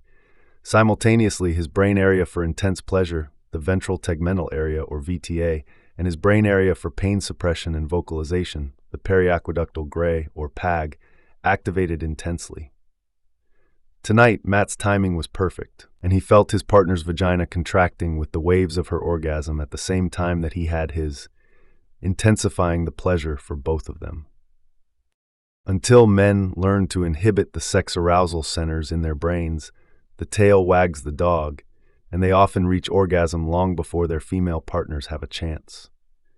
For reasons scientists don't completely understand, it typically takes women 7 to 18 minutes of vaginal intercourse to climax, and Matt was pleased that he'd already mastered the self-control problems of his early 20s. Scientists have discovered a group of neurons in the spinal cord called spinal ejaculatory generators that can be turned on or off by the brain. To gain dominion over the brain below his belt, a man must learn to direct his focus from his brain's sex centers to a non-sexual area. Tricks men may use to accomplish this include mentally solving complicated math problems, silently reciting the alphabet backward, or activating the disgust center, the insula, by thinking of something revolting. But when his penis is being pumped up with 10 times the normal amount of blood, trying to stop an orgasm can be like trying to stop a runaway train. Perhaps that's why up to 40% of young men climax in fewer than 8 to 15 penile thrusts. According to researchers, more experienced men like Matt can teach themselves to last for 7 to 13 minutes or more. Performance anxiety. Matt was glad that he finally had some staying power and that his days of hair-trigger ejaculating were well behind him. A condition called premature ejaculation, or PME, can be a source of embarrassment for men and frustrating for them and their partners. Also known as rapid ejaculation, it affects between 25 and 40% of men in the United States, and most men have experienced it at least once. Aside from a lack of physical control, it can be caused by a variety of psychological factors, such as stress, depression, a history of sexual repression, and unrealistic expectations fostered by the media about men's performance. Men who have high expectations about their sexual performance can sometimes experience an inability to become erect or stay erect long enough to have sexual intercourse. When Matt came in to see me about having this sort of trouble, he told me that he'd never experienced it until recently, and he was worried that something might be wrong with him. After dating a variety of women for several months and having no sexual difficulty whatsoever, Matt met a woman named Sarah, whom he was more into than any other woman he'd ever met. Sarah was a 29-year-old dancer with a gorgeous face and a body to match. He said, "I didn't want her to think I was just after her body, so we went out a couple times before I even made a move." He wanted her to trust him and feel comfortable before they had sex because he knew she'd need to be relaxed to have an orgasm. And he was determined to give her the best one she'd ever had. But he was horrified to find that he'd put so much pressure on himself that when the time finally came to have sex, he could only get semi-erect. He was afraid she'd take this as a sign that he wasn't that into her, when in fact, the opposite was true. Many men have told me that their stage fright is proportional to how hot the woman is and how much they want to impress her. This is when the so-called simple hydraulics of a man's sexual system can stall. As a matter of fact, Matt's worrywart and performance anxiety center, the ACC, was shutting down his spinal generators for erection as well as his capacity to relax. This meant he couldn't stay hard enough to penetrate. Deep in his brain, his amygdala and ACC were triggering the fight-or-flight system in his sympathetic nervous system, or SNS, and thereby turning off the neurochemicals in his hypothalamus and parasympathetic nervous system, or PNS, that are needed for an erection. The PNS induces the chemical relaxation response that allows the blood vessels in the penis to open up and fill with blood, thus achieving an erection. When a man feels relaxed, his brain's PNS and oxytocin cells release oxytocin down the spinal nerves to aid in penile erection. So the correct balance between the PNS and SNS is crucial for a man to get an erection. Matt was very worried that if this happened to him again, Sarah would think something was wrong with him and his chances for an ongoing relationship with her would be shot. He wanted me to prescribe a Viagra-like drug as insurance so he could be sure to get the erection he wanted. These drugs keep blood inside the penis to get and maintain an erection. He said, "I've read about guys who had this performance problem happen, and once it happens again, it can become a thing and keep happening." Matt was right. A man's anxiety over a previous failure can lead to more failures. This sort of performance anxiety can happen to men at any age, but because Matt was in his early 30s, I thought he could probably eliminate his difficulty by being more relaxed before he had sex with Sarah again. An intense physical workout before a date can sometimes do the trick, and some studies show that 1 or 2 alcoholic drinks may aid the relaxation response too. Don't have more than 2 drinks though, I warned him, since as you probably already know, too much alcohol can make erection almost impossible. Postcoital narcolepsy. The next time Matt came in to see me, he was feeling good about himself. He said the combination of a 2-mile run and a couple of beers had worked for him, and things were going very well with Sarah.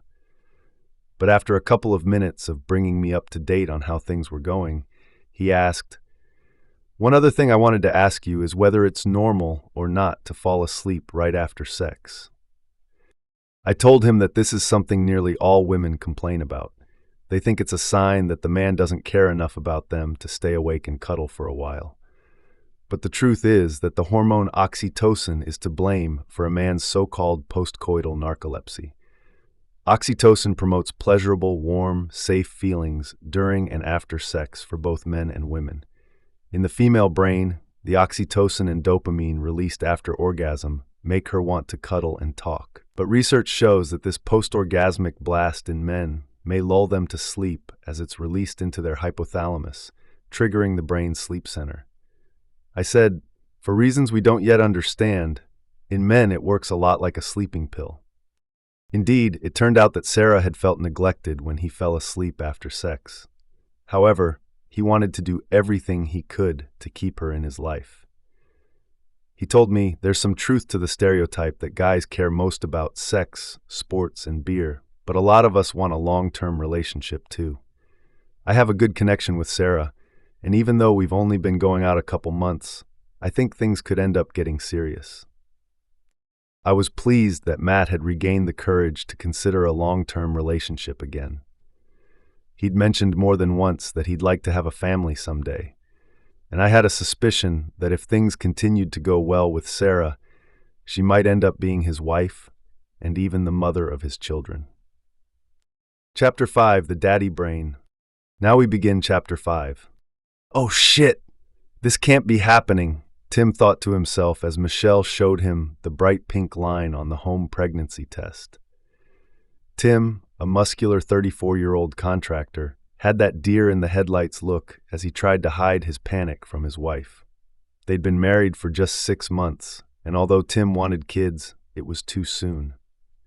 In their initial couples therapy session, they told me they were planning to wait a few years before starting their family. This wasn't following their blueprint. Now, the words his older brother Mike had said were haunting him. "Fatherhood changes your life forever, dude." Mike was right. Some men are over the moon about their wife's pregnancies, but studies show that feelings of distress peak for most men 4 to 6 weeks after they discover they're going to be fathers. They seldom reveal these worries to their mates, and Tim's way to handle anxiety about being a father turned out to be by arming himself with information. He asked me to suggest some books on pregnancy, childbirth, and parenting. He also went online for information, and it turned out that some of what he read just raised more fears. For example, the way parents tend to a baby's needs during the first weeks and months after birth can shape the baby's brain for the rest of its life. By the time Michelle had her 3-month prenatal visit, Tim's nerves were more jangled, not less. The turn for the better came when Michelle lay on the table for her first ultrasound. Tim was sitting alongside her as the doctor rubbed cold gel on her belly and turned on the machine. When a baby's image appeared on the screen, Tim audibly gasped as he saw its heart beating. "It was like nothing else mattered," he said. "All I could do was stare at this tiny beating heart and think, oh my God, that's my child." Scientists now know that a man's brain changes as his mate's pregnancy progresses.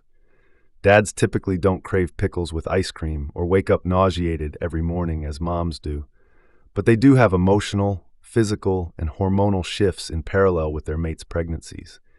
Research at Harvard University revealed that 2 major hormones change in fathers-to-be. Testosterone goes down and prolactin goes up. Scientists believe that men may be responding to the natural airborne chemicals of pregnancy, pheromones, emanating from the mother-to-be's skin and sweat glands. Unbeknownst to him, these hormones are priming him for paternal behavior. In some men, this hormonal shift can cause Kuvad syndrome, sympathetic pregnancy. Kuvad syndrome has been documented in fathers-to-be worldwide, and Tim was experiencing it firsthand. By the beginning of Michelle's second trimester, she needed bigger clothes, and so did Tim. He'd gained 15 pounds. And in a biological tit-for-tat, at least in mice, the father's pheromones have been found to waft through the air and into the mother's nose and trigger her to make more prolactin, a hormone that increases the growth of maternal brain circuits. The mommy brain begets the daddy brain, and the daddy brain abets the mommy brain. As Michelle's belly and due date loomed large, she spent hours refolding tiny baby clothes and blankets and collecting all the other baby supplies she thought they'd need. Meanwhile, Tim was also nesting. He became obsessed with fixing up the house, painting the baby's room, and building shelves for all the new infant equipment, books, and toys. Scientists have found that men have the biggest hormonal leap from non-dad to dad in the days leading up to the birth. Researchers studied fathers-to-be during the last trimester of their wife's pregnancy and found that these men's prolactin levels increased by over 20%, and their testosterone dropped 33% during the 3 weeks before birth. And by the time their children were born, not only had the father's testosterone dropped, but they were better at hearing and emotionally responding to crying babies than non-dads were. On average, a man's testosterone and prolactin levels will begin to readjust when the baby is 6 weeks old, returning to pre-fatherhood levels by the time the baby is walking. In cultures around the world, there is a lot of variability among fathers. Dads who are actively involved in taking care of their children have been found to have lower levels of testosterone than uninvolved fathers. Researchers compared 2 different hunter-gatherer cultures, one in which fathers give a lot of hands-on care and another in which fathers give very little care. Hadza dads, who give more hands-on care, had lower testosterone levels than the dads in the Datoga tribe. Datoga dads have very little contact with their children, and they had higher testosterone, closer to the levels of the single men in that tribe. No one knows for sure whether the different hormone levels cause the behavior or whether the hands-on fathering suppresses testosterone.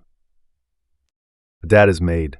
A week after Michelle's due date, Tim rushed her to the hospital as her contractions intensified.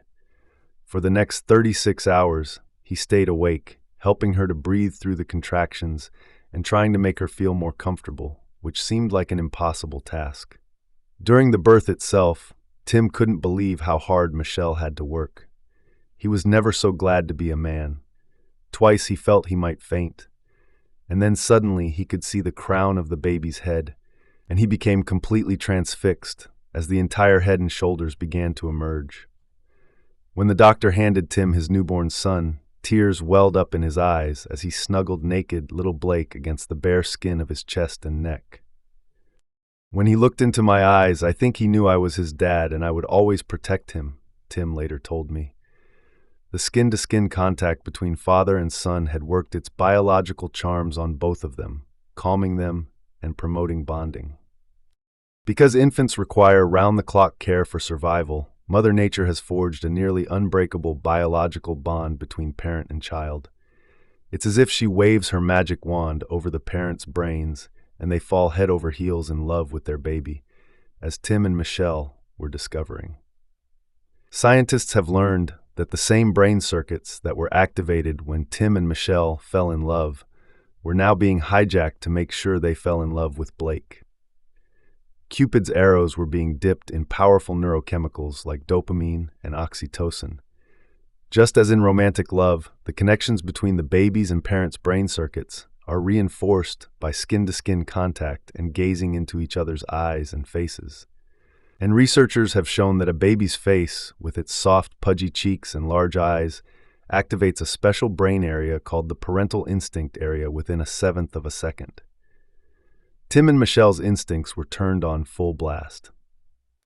Dad's tending instinct. That little fellow sure has a good set of lungs.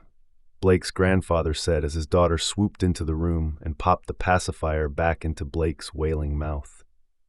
Crying is a universal caretaking cue, but it stimulates the brains of fathers and mothers differently. Fathers and mothers' brains light up in similar areas when they hear a baby cry.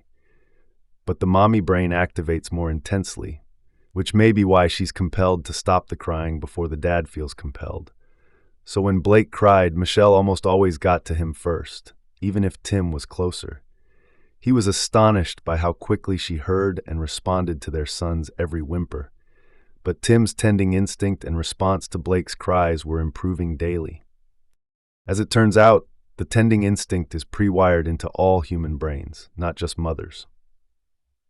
If we could have taken a brain scan camera inside Tim's head as he cared for Blake, we'd have seen his amygdala, his worrywart ACC, and his insula, the area for gut feelings, light up as he heard Blake crying.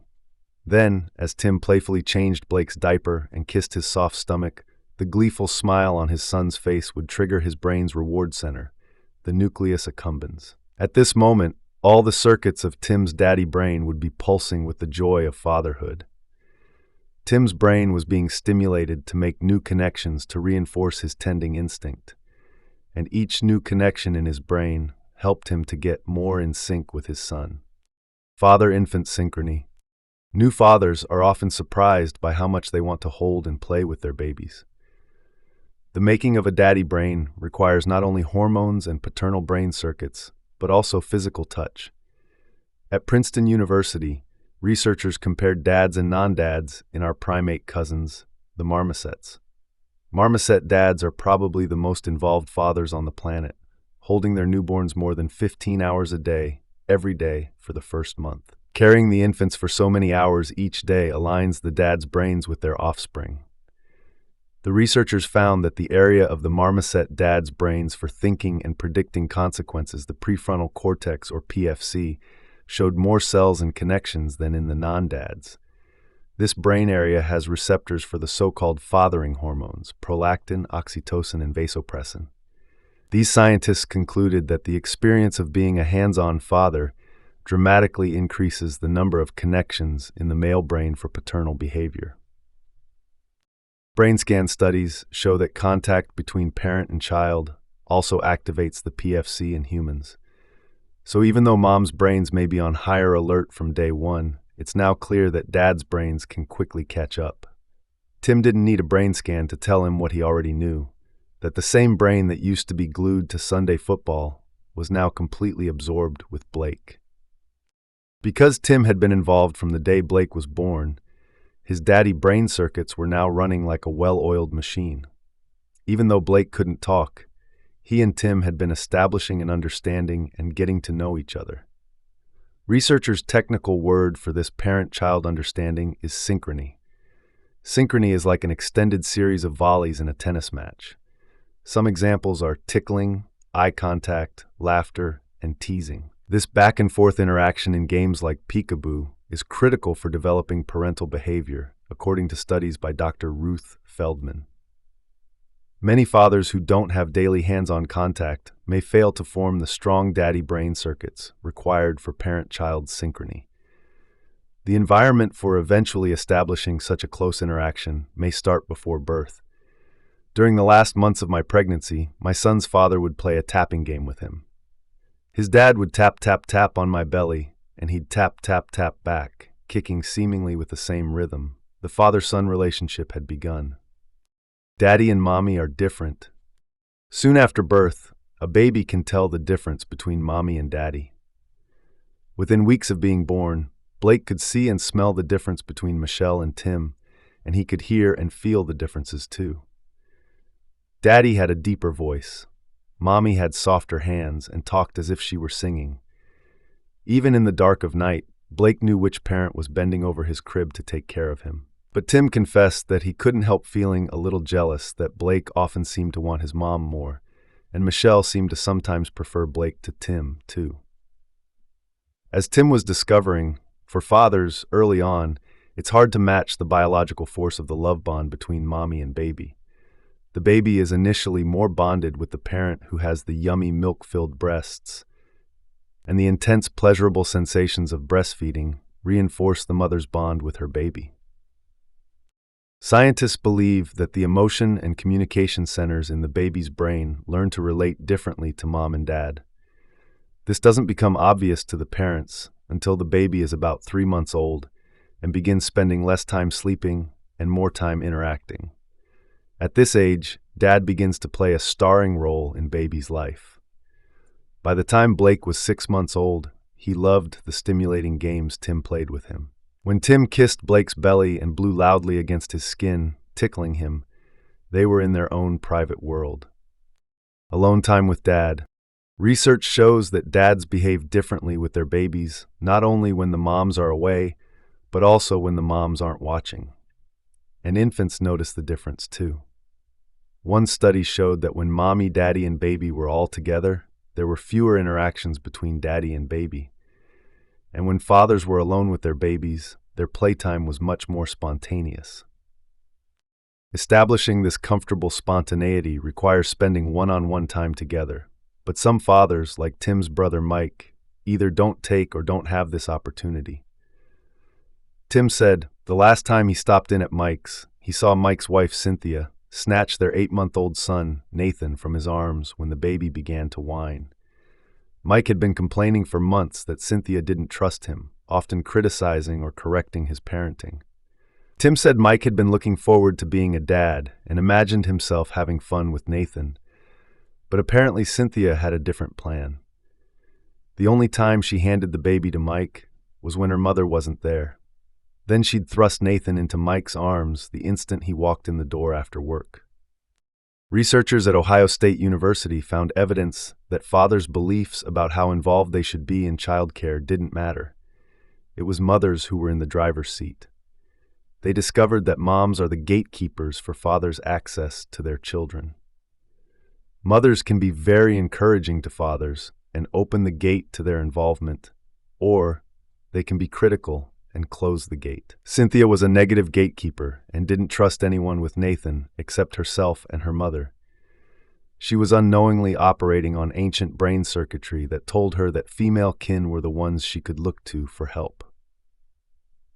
Whereas many fathers feel overwhelmed by being the family's main provider and also being expected to help equally with childcare, Mike was begging for more time with his baby and couldn't get it.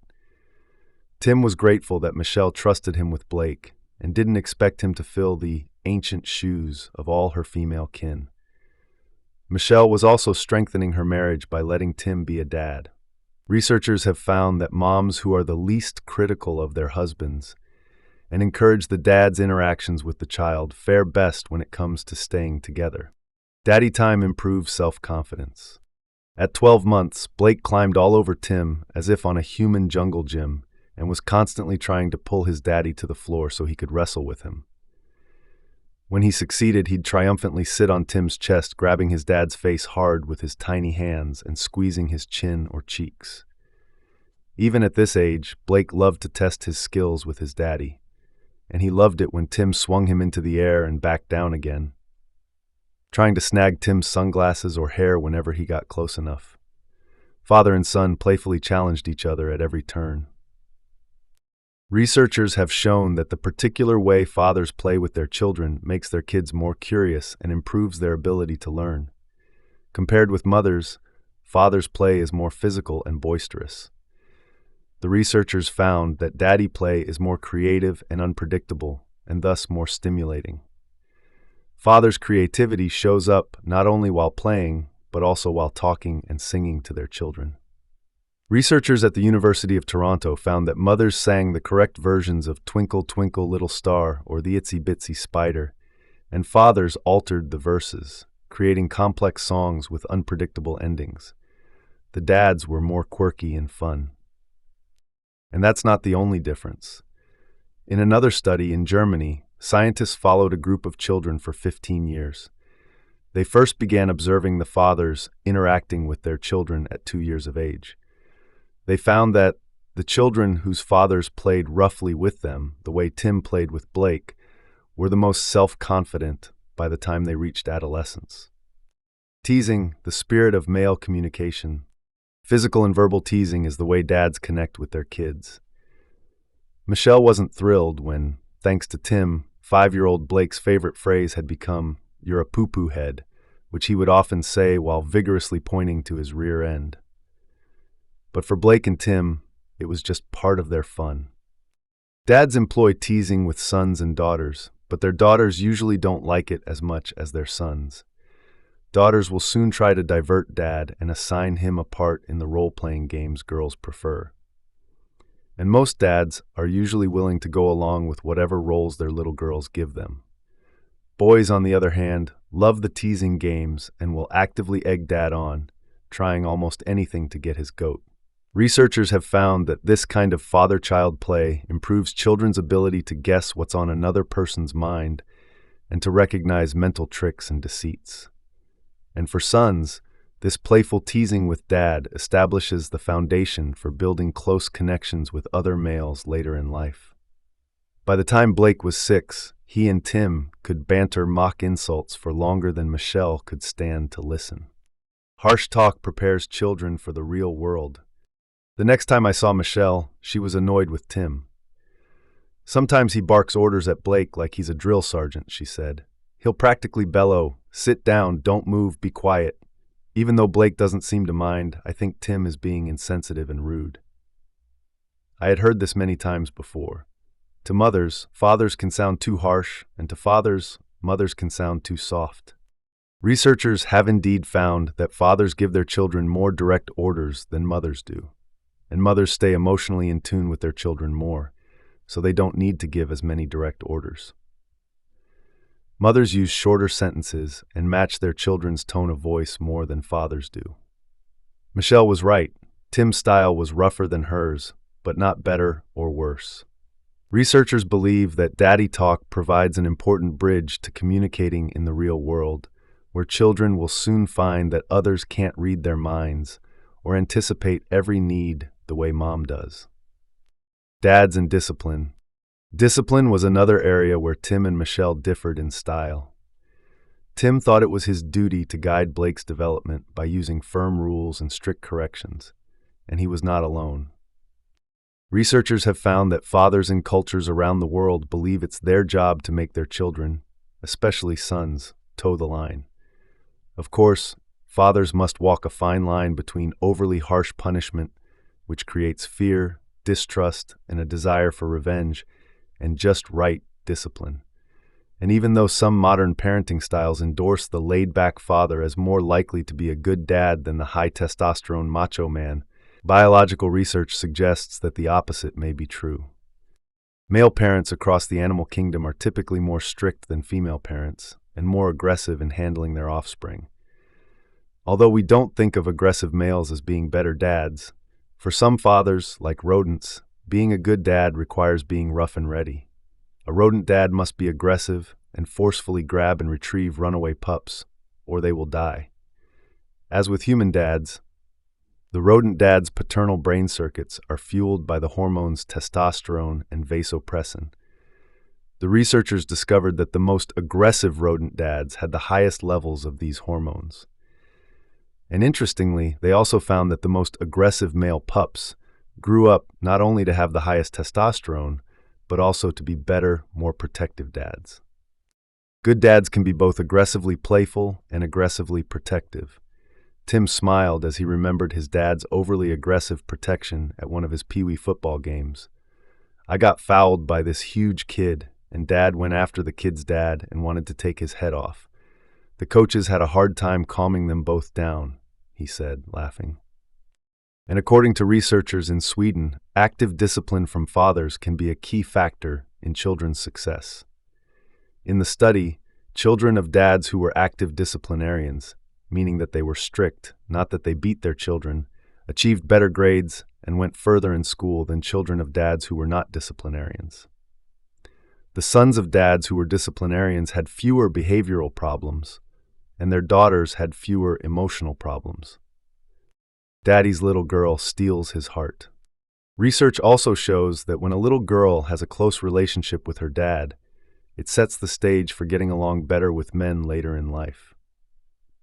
When Tim visited his friend Zach and saw him softly stroking his 4.5-year-old daughter Kelsey's hair, he was amazed by how gentle he'd become. Zach, the same guy who had pummeled countless grown men on the college football field, was now sitting down to have tea parties.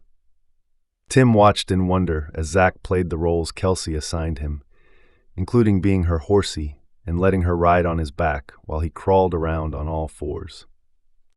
Daughters are notorious for wrapping daddies around their little fingers, and Tim witnessed an example of this later that day when Kelsey scolded Zach for setting the tea party table incorrectly.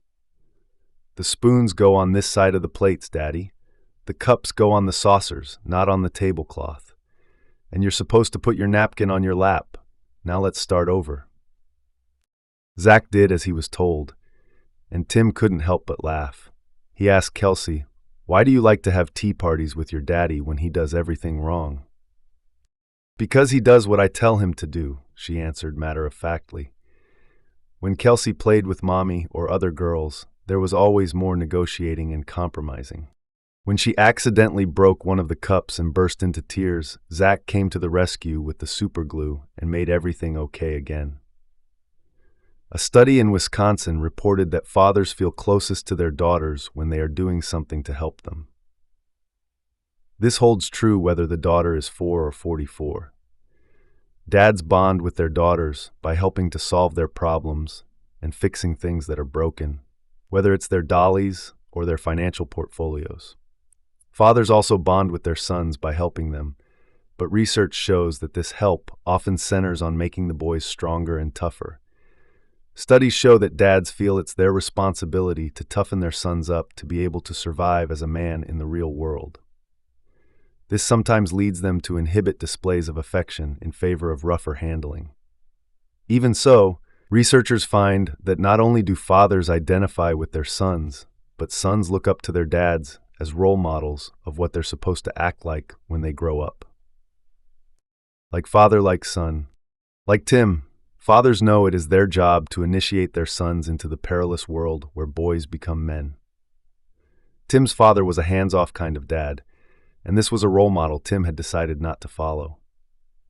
Although the traditional emotional structuring of the father-son relationship hinges on the authority of the father, Tim was determined to make his relationship with Blake about more than discipline. So far, he was succeeding. He played with Blake every day, gave him lots of hugs, and praised his accomplishments. On the other hand, Tim knew that coddling his son would work to Blake's disadvantage, so he helped him to make right choices and made him do as much for himself as possible. When Tim took Blake hiking, Blake carried his own backpack and water just like Dad. Tim was proud that Blake wanted to imitate him, and he was determined to set a good example in every possible way. When Tim and Blake played Follow the Leader, Tim took turns leading and following so Blake could learn both roles well. And when he and Blake wrestled, he let Blake pin him at least once in every 3 matches. He also let Blake win other contests like their father-son races and video games. Studies have shown that insecure fathers are unable to let their sons beat them at any game, even when their sons are very young. Tim was what researchers call a high nurturing parent, and studies show that this type of parenting style is healthier for kids throughout life. The brain effects of high nurturing and low nurturing parents on college-age kids' brains showed that those who'd had low parental care in childhood ended up with hyperactive brain responses to stress, according to researchers. And these young adults released more of the stress hormone cortisol than peers who'd had high parental care in childhood. And it's not just kids' brains that benefit from close physical contact. According to a study of fathers, close physical contact releases oxytocin and pleasure hormones in dads too, bonding parent to child. One of Tim's favorite times with Blake was at the end of the day, after bath time, when he'd read story after story next to him in his little bed. Tim told me he especially loved it when Blake snuggled against him as he fell asleep. The more a man holds and cares for his child, the more connections his brain makes for paternal behavior. Tim's male brain had entered a new emotional reality, and oxytocin had helped his softer side to blossom as it would throughout his manhood. The more both women and men know about how the daddy brain is formed, the more hope we have of turning our parenting partnerships into satisfying and supportive relationships and families. And this is just what the daddy brain needs to be at its best. Chapter 6, Manhood, the Emotional Lives of Men. Now we begin Chapter 6. When I saw Neil's name on my appointment calendar, I knew something was wrong. A 48-year-old partner at a prestigious architecture firm, he and his wife Danielle had come to see me a few years earlier to discuss their teenage daughter. Neil was usually so level-headed that his wife only half-jokingly accused him of being an emotionless android. But when I called him to find out what was up, his voice was cracking with emotion. Danielle slept in the guest room last night, he said. Ever since she got promoted to manager, she comes home upset every day. I try to help her, but she gets mad at me and says I'm not being supportive enough and that I don't understand how she feels. I love her, but I can't handle all this emotional drama. It is the classic complaint. Men accuse women of being too emotional, and women accuse men of not being emotional enough. I hear it all the time in my office, and each thinks the other could just decide to be different if he or she really wanted to. What they don't know is that the brain circuitry for emotional processing is different in men and women. When Neil and Danielle arrived in my office, he was clenching his jaw, and she was dabbing her eyes with a tissue. I've never been under so much stress in my life, she said as she dropped into the chair. If my department doesn't get this season's inventory done on time, we'll lose thousands of dollars, and we're already in the red. I just want Neil to listen, give me a hug, and tell me how he knows I feel. But he goes into robot mode and starts telling me what I should do. Neil shook his head and said, "That's not how I see it. I already told her I feel bad about all the pressure she's under. She wants me to listen to her and be sympathetic, but then she won't listen to my suggestions." Neil had always been his firm's go-to guy for creative problem solving, so when Danielle wouldn't let him offer solutions, it was baffling to him. Anxiously pulling at his manicured beard, he said, "Seeing her cry and not being allowed to help her is torture to me." The look on Danielle's tear-stained face suggested that she thought Neil was exaggerating, but when women cry, it truly may evoke brain pain in men. Two emotional systems. Until recently, differences in how men and women feel and express emotions were thought to be due to upbringing alone. And to be sure, how our parents raise us can reinforce or suppress parts of our basic biology. But we now know that the emotional processing in the male and female brain is different. Research has suggested that our brains have two emotional systems that work simultaneously, the mirror neuron system, or MNS, and the temporal parietal junction system, or TPJ. Males seem to use one system more and females seem to use the other system more. If we could scan Neil's brain as Danielle complained about her problem and started to cry, we'd see both of his systems for reading emotions switching on. First, his MNS would activate. The mirror neurons that make up his MNS would allow him to briefly feel the same emotional pain he was seeing on Danielle's face. This is called emotional empathy. Next, we'd see his brain's analyze and fix-it circuits being activated by the TPJ as it searched his entire brain for solutions. This is called cognitive empathy. The male brain is able to use the TPJ starting in late childhood, but after puberty, a male's reproductive hormones may cement a preference for it. Researchers have found that the TPJ keeps a firm boundary between emotions of the self and the other. This prevents men's thought processes from being infected by other people's emotions, which strengthens their ability to cognitively and analytically find a solution. As we watched Neil's brain formulating a solution, we'd see his cortex activate as he matter-of-factly asked Danielle, "How many people will it take to get it done on time?" Bristling, she'd shot him a hurt, resentful look and said, "What difference does that make? I have to figure out how to do it with the 12 people I have. You don't understand." Neil's brain would entirely miss the desperate tone of her voice. Since his TPJ would be busy working out the solution and his MNS would no longer be activating. Thus, he'd be unable to notice the hurt expression in her voice and on her face. Next, we'd see his TPJ and cortex flashing with excitement as he found the solution. Higher temps.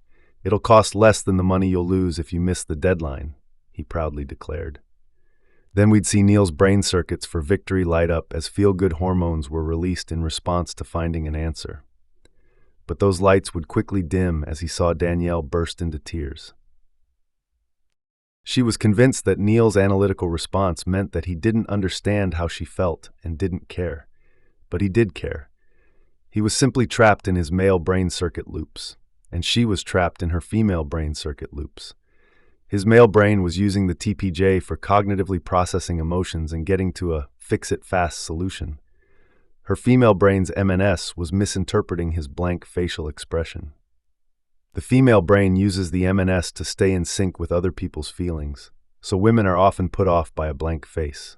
Male or female, when we see an emotion on someone else's face, our MNS activates.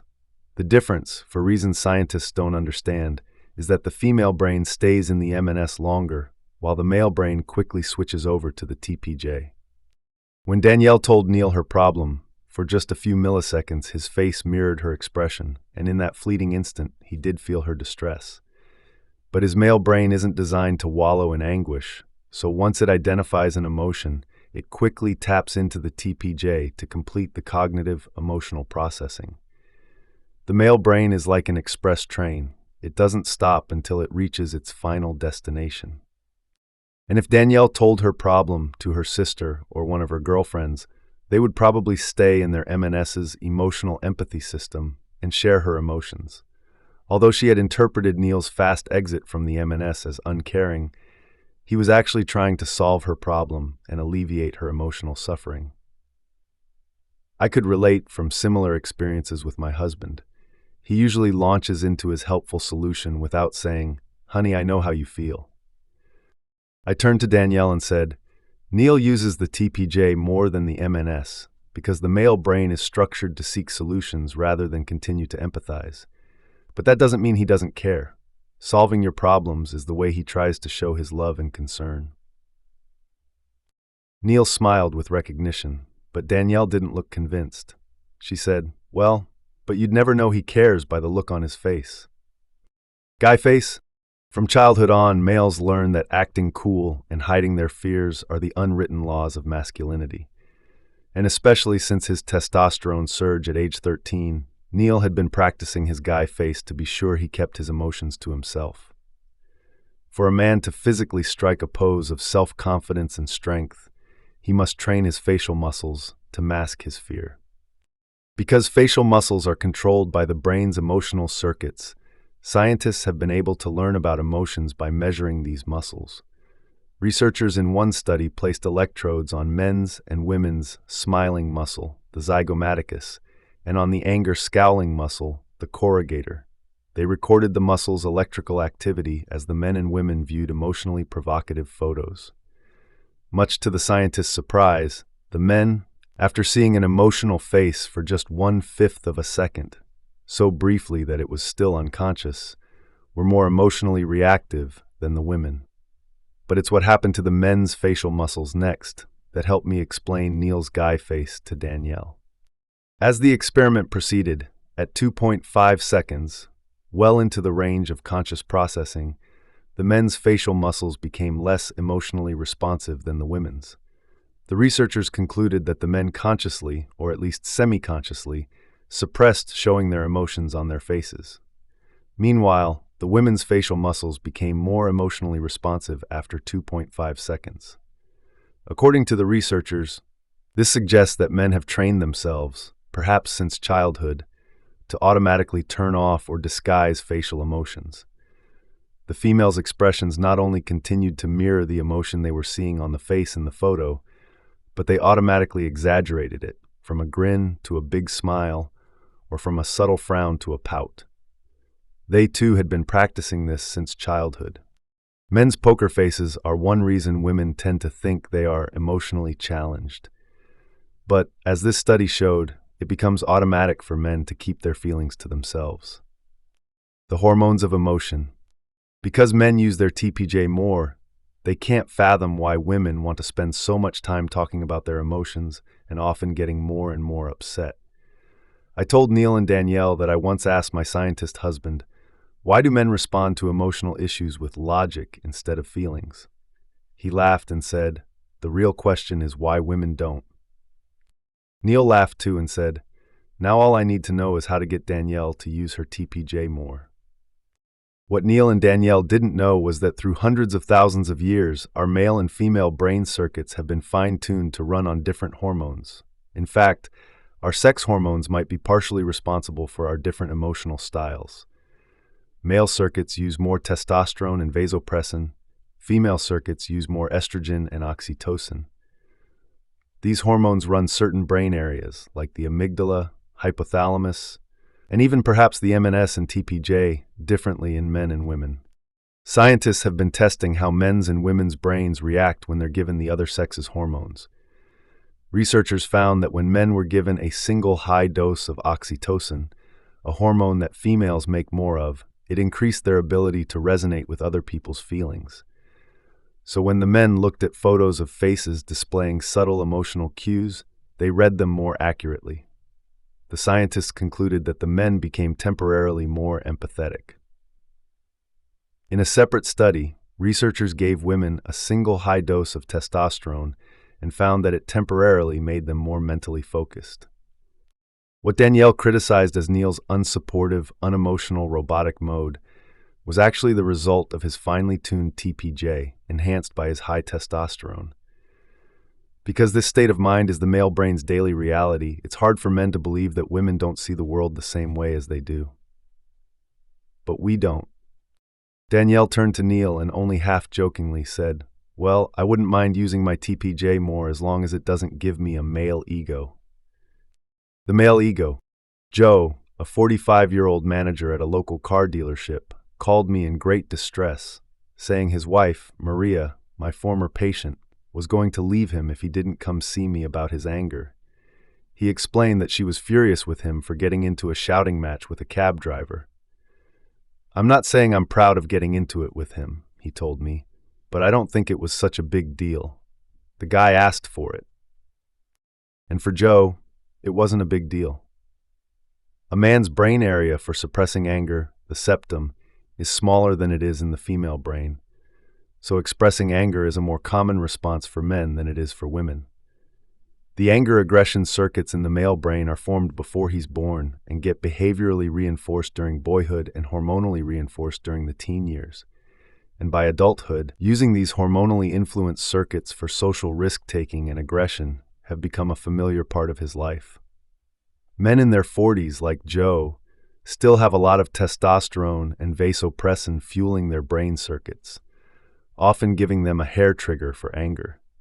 Studies have found that though men and women report that they feel anger for an equal number of minutes per day, men get physically aggressive 20 times more often than women do. I'd barely greeted Joe and Maria in the waiting room when he affably launched into an explanation. I want you to know that I've been working hard to keep my cool and be more sensitive to Maria, but sometimes I slip up. Maria said, that was more than a slip. I thought any second they'd start punching each other. Tell me, what would make a 45-year-old man act like that? I looked at Joe and asked, well, what did happen? He folded his arms across his chest as he said, it was nothing, she just gets upset. But if we could have watched Joe's brain circuits while they were stuck in bumper-to-bumper traffic behind the cab that was braking at every green light, we'd have seen Joe's anger aggression circuits responding to his rising hormonal tide. As his frustration grew, we'd see his testosterone and stress hormone, cortisol, activating his amygdala and firing up his fighting circuits. When Joe flashed his lights at the taxi to speed up and the driver hit his brakes instead, we'd have seen Joe's motor cortex activate the muscles in his hands and arms as he banged on the steering wheel and blasted the horn. When the cab driver retaliated by slowing down more and braking erratically, we'd have seen Joe's brain being flooded with a mixture of adrenaline, cortisol, and testosterone. We'd have seen his good judgment circuits, the frontal lobes, go dark and offline as his right foot pressed down on the gas pedal to bumper tap the cab, hard enough to splash Maria's coffee all over her dress. As the cabbie slammed on his brakes and jumped out of his cab, we'd have seen Joe laser focusing every cell in his brain and body for a fight. When Maria yelled, "Stop, Joe! What if he has a gun?"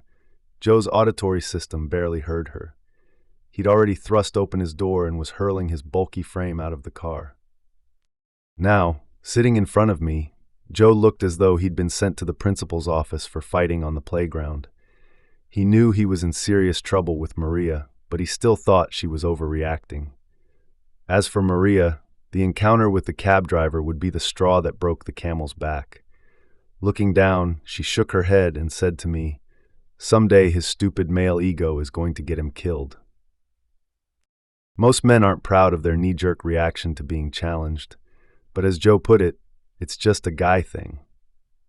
I explained that Joe's male brain biologically saw the cab driver's actions as a challenge to his territory and dominance, and his brain responded with a series of chemical changes prompting his aggressive behavior.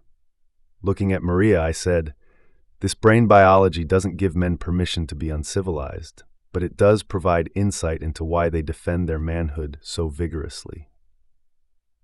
Addressing both of them, I said, basically, the hormone cocktail in the male brain is the underpinning of Joe's anger and aggression.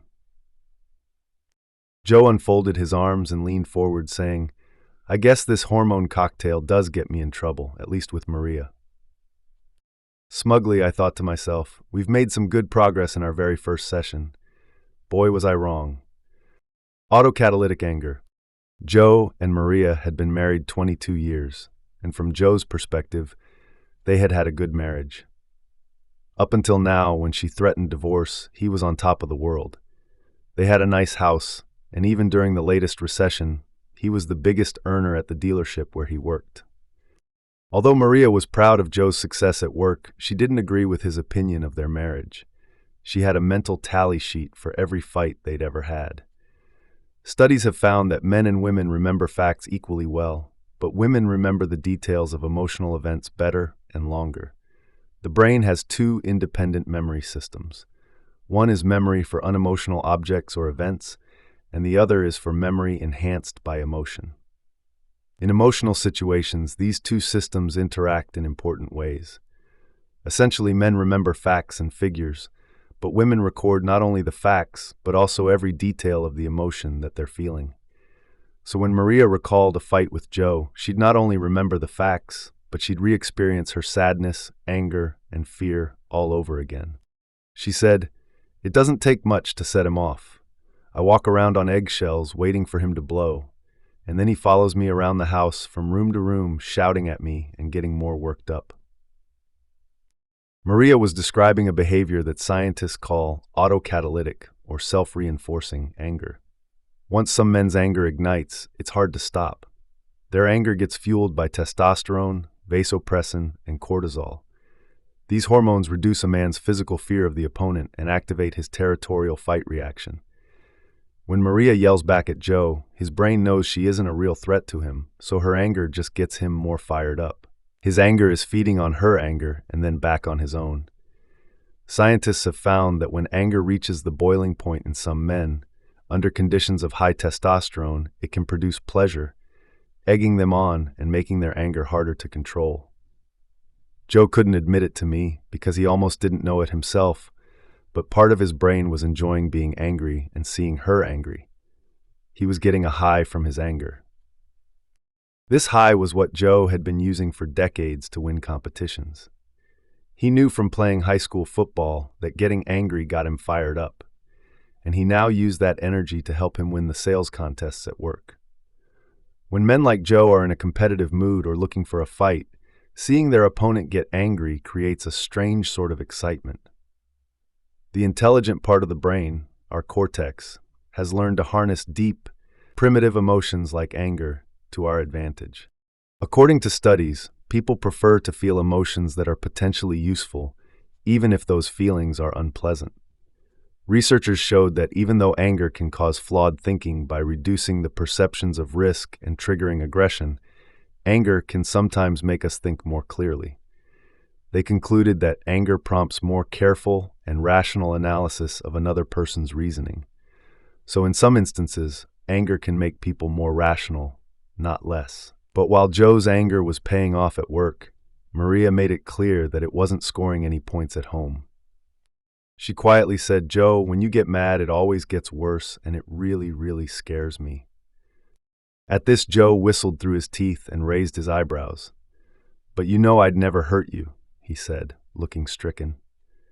In cultures all over the world, men like Joe consider it perfectly acceptable to express their anger, especially when they feel they're being challenged. So men are often surprised to hear that their wives and children are actually afraid of them. Researchers have also found that high testosterone men, like Joe, more than low testosterone men, have a need to dominate others, and so they react more dramatically to being challenged. And this happens in the animal kingdom too. Studies in primates show that dominant males whose status is consistently challenged maintain higher levels of testosterone and are more aggressive than subordinate males. The higher the testosterone, the more invigorated and battle-ready the male brain feels. When Maria glared at Joe or shouted back at him, she was unknowingly challenging his dominance, thus increasing his testosterone. She was causing the flames of Joe's anger to flare up, escalating and prolonging the fight. "Okay, if that's how it works, I'll agree to stop glaring back," Maria said. "But he has to promise to walk away before he gets so mad that he can't shut up." I looked questioningly at Joe, and he nodded. "All right, I'll try," he said. "But I just don't get why she's so upset about this all of a sudden. I've been like this my whole life." As it turned out, when Maria and Joe first started dating, she was flattered by his jealous, intense way of letting her know she was the one. She said she liked the way he aggressively stared down other guys he caught checking her out. In those days, Joe's tough guy attitude made him more attractive to her. Research shows that angry men get noticed more, not only by other men, but also by women. Ironically, it was the same high testosterone personality traits that had initially attracted Maria to Joe that were now driving them apart. "But it isn't hopeless," I said. "The good news is that research shows that couples who argue have a better chance of staying together. The fighting you've been doing, while damaging in its own way, gives your marriage a better chance of survival than if you suppressed your anger altogether." It was clear to me that Joe and Maria still loved each other. I just needed to help them work on expressing their anger in less destructive ways. But Joe would still need his aggression to motivate him and maintain his place in the pecking order at work, as my patient Neil was finding out firsthand. The comfort of stable hierarchy. The voicemail I received from Danielle had been left in my urgent box. She said, "Neil hasn't slept in days and I'm worried about him. Things at work are pretty bad right now." As I soon found out, when the president of Neil's architecture firm announced that he was retiring, Neil felt as though he'd been punched in the gut. He and his boss had always worked well together, and Neil would not only miss their camaraderie, but also his backing in these fragile economic times. Even though Neil got along with Ben, the VP who would soon be the new president, he hadn't worked on many projects with him and didn't know him well. Until now, Neil's position had always seemed secure. But now there was an atmosphere of uncertainty as the pecking order was about to change, and Neil wasn't sure that the changes would be for the better. At home, Neil, who typically had a rock-steady demeanor, had morphed into a touchy and irritable grouch.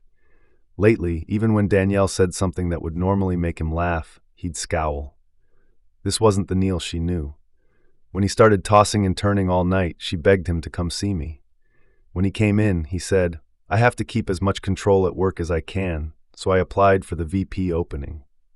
But Neil wasn't the only applicant.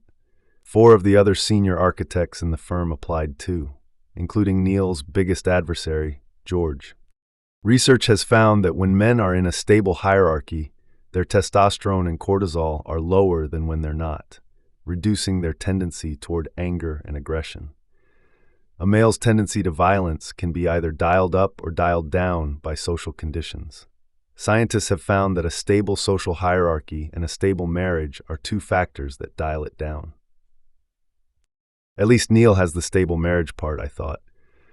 But when the pecking order is thrown into question, as at Neil's firm, Even calm men start pumping out more testosterone, cortisol, and vasopressin, preparing them for turf wars.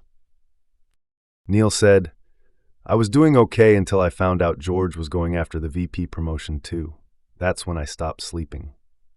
If we could take a look inside Neil's brain as he reacted to this territorial challenge, we'd see bursts of testosterone, cortisol, and vasopressin flooding his circuits. As he tossed and turned in bed while thinking about how awful it would be if George became his superior, we'd see Neil's territorial fear circuits activating in his hypothalamus and amygdala. As he pounded his pillow into the right shape for the 10th time that night, his mind would be buzzing with ideas, all directed at beating George out of the job.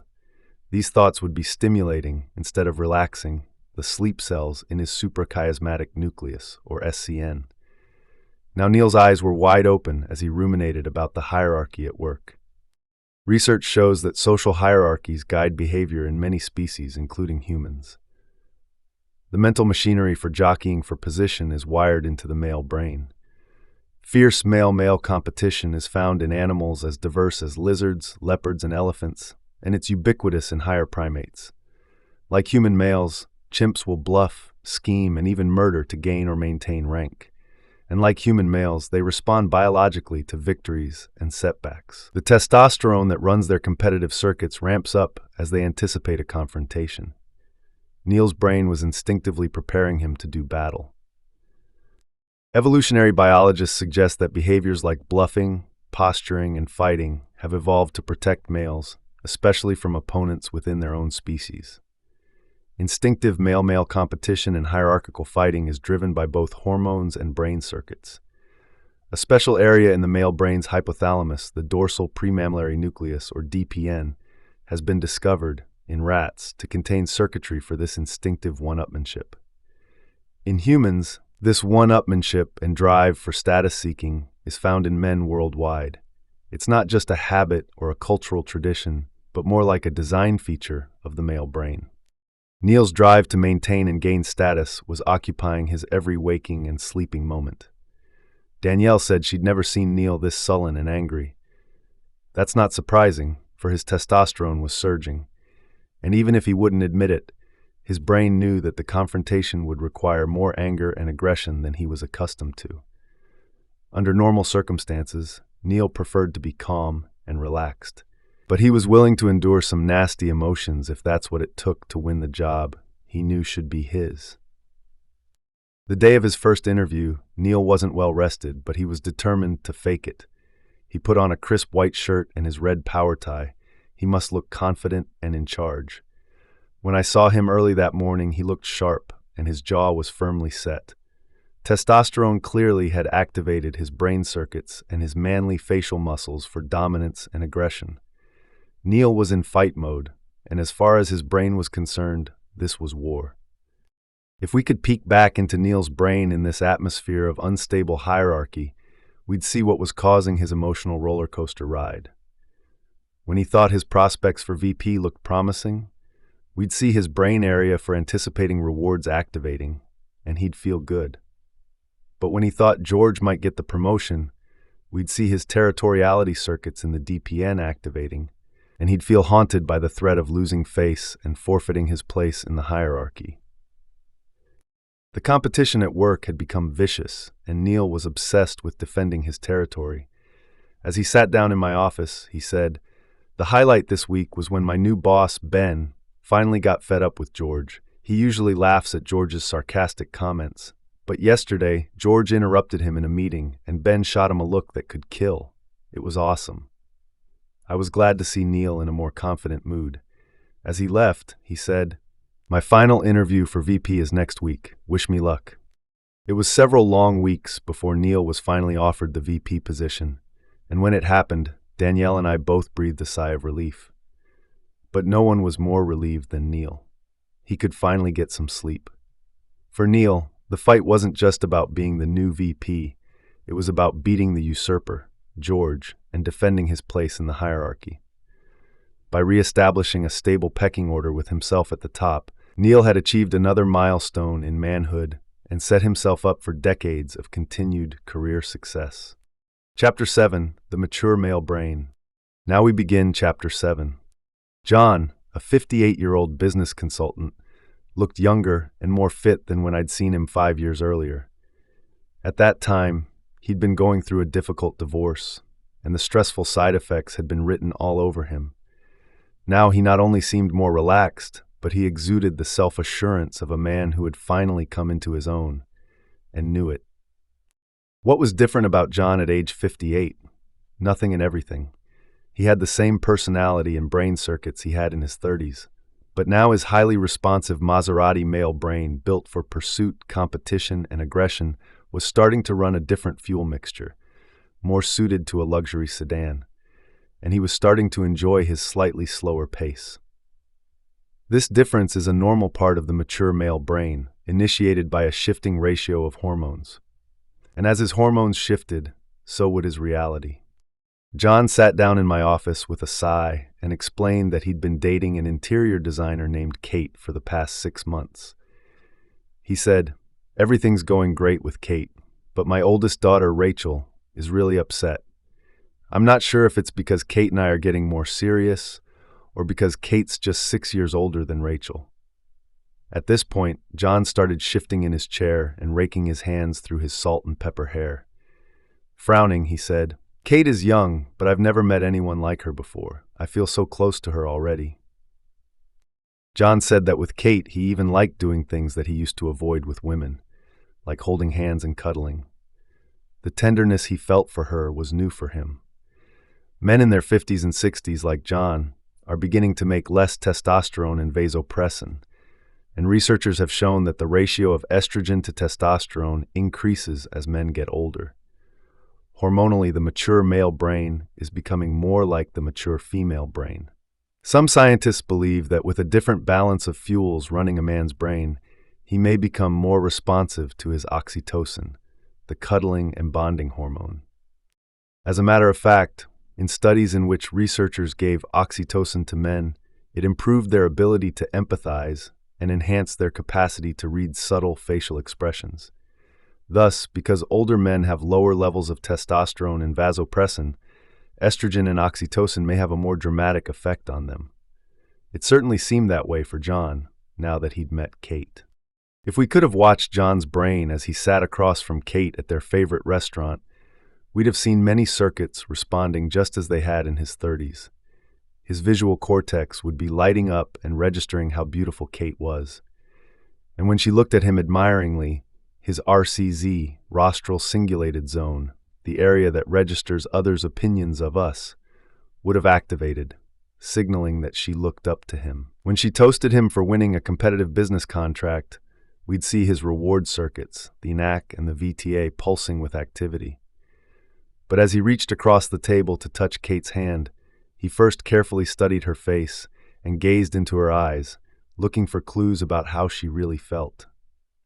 As dinner continued, his visual cortex would activate again and again as his eyes returned to her full lips and slender neck. Soon we'd see his sexual brain circuits light up, and as he looked forward to the night ahead, we'd see his reward circuits flashing brightly with eager expectation. But as the topic turned to his daughters in the future, we'd see his ACC, the Anxiety and Worrywart Center, activate. He said, "Kate, you know how I feel about you, but I have to wonder if our age difference is too big. You know, you have your whole life ahead of you." When Kate firmly reassured him, "I don't want a younger man, I want you, John," we'd see his ACC calm down. And when she said, "I've never had anybody listen to me and understand me like you do. Guys my own age can't do that," we'd see his reward center turning back on. This was music to his ears. Kinder and gentler. John's changing hormone levels were ushering in a kinder, gentler man. He still lost his temper when he got stuck behind Sunday drivers, but overall, he was a little more patient and tolerant. His mature male brain was beginning to see the world more as it had when he was a boy, before the hormonal changes at puberty stimulated his circuits for anger and defense. And because he now had less testosterone, his oxytocin was having a bigger calming effect on his brain. This makes men a little less territorial, and they no longer feel compelled to fight so hard for their place in the pecking order. At this age, Men even begin to risk showing more emotions without being so concerned about losing face, and they may also find themselves becoming more physically affectionate. While cuddling had always seemed silly to John, now that his oxytocin was having a greater effect, he liked it. The skin-to-skin spooning that Kate liked to do before going to sleep now made him feel warm and content. John was no longer the unemotional robot that his ex-wife used to complain about. His new brain fuels were laying the groundwork for greater intimacy, and he said the sexual intimacy was the best he'd ever experienced. He found that with a younger woman, his sexual desire was reignited without using porn for the first time in 20 years. He was surprised by how much he liked pleasing Kate sexually. It was almost more important to him than his own pleasure. This was also new for him. Now he could slow down sexually, be a better listener, and be more affectionate. This hormonal turn of events can make men John's age become more like the ideal man that women say they want. Established rank. John's mature male brain was also changing his attitude at work. He had achieved the status of top dog in his industry years earlier, and now he could coast a little. His brain circuits for dominance and the drive to outdo other men were less intense as his testosterone production declined. He still fought for the Fortune 500 accounts, but victory at all costs was no longer worth it to him. During a man's midlife transition, he often isn't as motivated about fighting his way up the ladder. He knows his value. This development, which is usually attributed solely to psychological maturation, is also fostered by a new biological reality. This also happens in other mature male animals when they reach this stage of life. Researchers have found that mature alpha male silverback gorillas provide protection and leadership, maintain group stability, and mediate conflict. And they continue to offer companionship and protection to females long after their breeding years with them have subsided. Researchers found that the females in groups without a mature male silverback felt less protected and were less safe at night. So instead of sleeping in their preferred comfortable ground nest, these females had to sleep high up in trees for protection. Human females also can feel an attraction to the protection and security that a mature male offers. And for this reason, when it comes to choosing a mate, many younger women see the benefits of a well-established older man. Men stay fertile for life. When John brought Kate to my office to talk about smoothing things over with Rachel, it was easy to see why he was so enchanted by her. Kate was a lively 5'6" brunette, with a trim waistline, generous bustline, and pretty face. And it was clear by the way she looked at him with adoration that she was devoted to him. What John probably didn't know was that his mature brain found Kate's adoration almost as enticing as her breasts. He was being biologically bewitched to bond with her, and Kate was bonding with him too. But for her female brain, bonding meant more than being lovers. We were discussing the importance of giving Rachel time to come around when Kate said enthusiastically, "Of course we have to do what's best for John's daughters, just like we'll do what's best for our own kids someday." My mind went blank for a moment. I had heard nothing from John about starting a new family, so feeling a bit tongue-tied, I turned to see his response. The look on his face said it all. This was news to him too. Suddenly my office felt too small. All three of us knew this could be a deal-breaker. Men who have already raised one family are often reluctant to do it all again. But some men do just that. We've all seen older men pushing baby strollers and wondered, is he the father or the grandfather? The truth is that men can have a second, third, or fourth chance at fertility that women simply don't have. In fact, the ability of older men to reproduce with younger women, called the late-life male fertility factor, may be partly responsible for our species' long lifespan. Scientists at Stanford University found that this factor explains why humans live so long, even though in theory a female has outlived her evolutionary purpose by midlife when she is no longer fertile. Because men and women share most of the same gene pool, they both potentially benefit from any longevity genes in the other sex. Scientists argue that it's these late-life fertility genes that women share with men that explain women's longer lives. At 58, John was certainly still fertile. But he and Kate had plenty to think about, not least of which was working things out with Rachel, if they stayed together. This was a major decision for John, so I wasn't surprised when he told me a couple of weeks later that he was losing sleep over it. He said, "I'm crazy about her, but I don't want more kids, and Kate won't be happy without them. I've decided I have to let her go." The Lonely Hearts Club. A few months after John told me that he and Kate split up, I got a call from his other daughter, Mandy. "Rachel and I are both worried about Dad," she said. "When he's not working, he mopes around the house. When I ask him what's wrong, he just gives me that look that means the conversation's over." John didn't want to go out by himself, and he hadn't met anyone new, so he was spending most of his evenings at home alone. Since he'd stopped having fun, his brain's reward centers were short-circuiting. John's hermit lifestyle wasn't giving his brain the social workout it needed, and his daughters could tell it had become a vicious circle as he became more cranky and withdrawn. Without Kate around, his social approval circuits weren't being activated either. In brain scan studies of older males, researchers have found that the brain's pleasure and reward areas, the VTA and the NAC, remain more active in men who are social. The next week, when John came in to see me, he said, "My daughters think I'm depressed, but I don't think I am. I'm fine when I'm working. It's only when I go home to an empty house that I feel like crap. I know it sounds pathetic, but the only time I don't feel lousy is when I'm remembering the good times I had with Kate, but then I feel even worse because I don't have her anymore.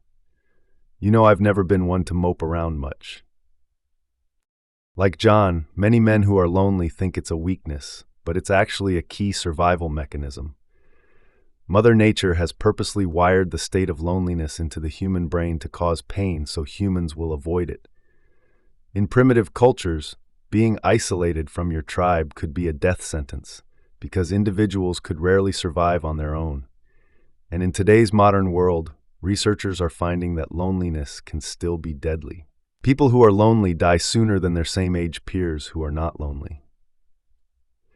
They found that about 1 in 5 Americans experiences loneliness, and that it can be as detrimental to your health in the long run as smoking. When men live alone and become isolated, which they do more often than women, their daily routines can become repetitive habits that get deeply engraved into their brain circuits. Soon, if someone disrupts their routine, they get irritated because their brain's social flexibility circuits are weakened from disuse. This is the story of grumpy old men. It's also the story of grumpy old mice. Researchers have found that male mice need females around to keep certain other circuits active. It has long been known that females can influence a variety of responses in male physiology and psychology. Males of many species fare better with female companionship, and researchers found that older male mice that were living with females retained their reproductive abilities longer. But it isn't just the male gonads that can benefit from female companionship, it's their brains too. In humans, researchers found that specific brain circuits are not activated as much in people who are socially isolated. When brain areas aren't used enough, they atrophy. Isolation is bad for the brain. And although John wasn't a grumpy old man yet, loneliness was clearly bad for him. I watched an array of emotions flash across John's face as he processed what I had just said about his brain, his gonads, and loneliness. And then he said, "Maybe having another baby or two wouldn't be so bad after all, if it means being with Kate the rest of my life." What John didn't know was that having a baby with Kate was probably the best way for their brains and bodies to biologically pair bond and stay together for the long run. Regardless of their age difference, Kate and John would be working with their pair-bonding brain circuits by starting a family. And soon, once they were back together, his biggest concern became staying healthy so he'd be around to raise and take care of his new family. Thus, I shared with him that, aside from inheriting good genes, a man's best chance for longevity is to sleep deeply, stay strong, avoid tobacco, and get married and stay married. For unknown reasons, married men live 1.7 years longer than single men. But as my patient Tom joked when he and his wife Diane were in marriage counseling, those extra years better be damned good. Biological change of life. Tom and Diane made a handsome couple. He with his trim physique, graying hair, and healthy complexion. She with her petite athletic figure, bouncing pageboy haircut, and sparkling eyes. They had initially come to see me when Diane's hormonal transition at menopause had decreased her sex drive. Her female brain was suddenly getting a lot less sex hormones, and she was experiencing a new biological reality that her husband couldn't relate to. Tom had always been a loving husband and father, but what he didn't know was that the combination of Diane's hormones and his lack of attention was making things worse with her libido. Diane had been angry because Tom's work always seemed to come before her. During the menopause, one wrong word or even just a look from Tom could send her slamming doors throughout the house and taking refuge in her greenhouse for a private sob fest. Her interest in sex was deader than a doornail. On the other hand, Tom had long resented that Diane didn't appreciate how hard he worked to provide her and the kids with the lifestyle she wanted. Only when Tom was at his wit's end from being sexually rejected by her had he finally agreed to come to counseling. Working through their issues at that time had helped them to decide on some compromises and to renegotiate parts of their marriage contract. Tom agreed to work less, and Diane agreed to be more attentive to his sexual needs. For some reason, many couples think they can't renegotiate the unwritten marriage contract, or revisit the prenup, as I put it. To them I say, of course you can. Your life depends on it. For Tom and Diane, the couples counseling and Diane's hormone replacement therapy made all the difference. Consequently, I hadn't seen them in a few years. But now, Diane was calling to say she thought Tom had better come in to see me, this time about his hormones. Hormones in the brain and the penis are what make a man a man. They activate the sex-specific brain circuits required for male-typical thoughts and behaviors. When the male brain and body start making less of these hormones, he enters the so-called andropause, or male menopause. A century ago, andropause was relatively rare because men didn't live long enough to experience it. Even in the late 19th and early 20th centuries, the average age of death for men in the United States was 45. Nowadays, thank goodness, there's plenty of life after andropause. Men in the United States can expect to live decades after their hormones start to decline. But according to researchers, many men aren't happy unless this stage of life also includes sex. And for Tom, this was where the rubber met the road. Over the phone, Diane explained to me that there were a few times lately when Tom couldn't get a firm enough erection to have intercourse. She said, I personally don't think it's that big a deal. I mean, he is 64. The first 2 times it happened, he was upset about it, but he thought maybe he was just tired. But when it happened last night, he got up, got dressed, and stormed out to his wood shop. Do you think it could be hormones? Based on Diane's description, I agreed that Tom's testosterone could be low, but it could also be many other things. So I suggested that he come into the office to discuss what was going on and see how I might help. Women can't imagine how changes in sexual function can affect a man's self-perception so much at this stage in life. He's the same man he's always been, and yet he's not. The body part that has brought him the most pleasure, the very symbol of his manhood, may no longer be reliable. As Tom sat down in my office, I could tell this was clearly taking a big toll on him. He said, in his usual get-down-to-business manner, I'm sure Diane's filled you in. What do you think I should do? Tom was in good health, so I wanted to know what else might have changed since the trouble in the bedroom began. He said his last checkup and tests with his primary care doctor were normal, even though he was feeling tired all the time and his thinking wasn't as sharp as it used to be. He complained that he'd lost strength, even though he exercised, and he noticed that his beard wasn't growing as fast as it used to. Otherwise, he said, he was as good as ever. After hearing Tom's symptoms, I suspected that his testosterone level might be low and recommended that he get it tested. The hormone tests confirmed that Tom was going through andropause. On average, men go through this hormonal transition between age 50 and 65. During this stage, their testicles produce 1/3 to 1/2 the testosterone that they produced in their 20s. It was a good thing Tom came in, because this was a biological problem that was quickly becoming a marital problem. As it turned out, Tom's testosterone level was substantially lower than average for a man his age. Researchers have found that when this hormone dramatically decreases, the brain and spinal cord don't get as much stimulation as they need to keep his sexual thoughts and organs working at full capacity. At all ages, the male brain, spinal nerves, and penis need testosterone to function. Although Tom was discouraged by his penis's lack of reliability, he confided that on the positive side of the coin, he didn't mind being a little less sexually driven. He was glad that the "I need it now or I will die" urges that he used to have in his younger years had subsided. Now he could wait. But when the waiting was over, he wanted to be ready for action. He said, "I was hoping that staying in shape would keep things going down there. Now I'm not so sure. My brother's doctor started him on testosterone replacement a few months ago, and he swears by it. Does that stuff do any good?"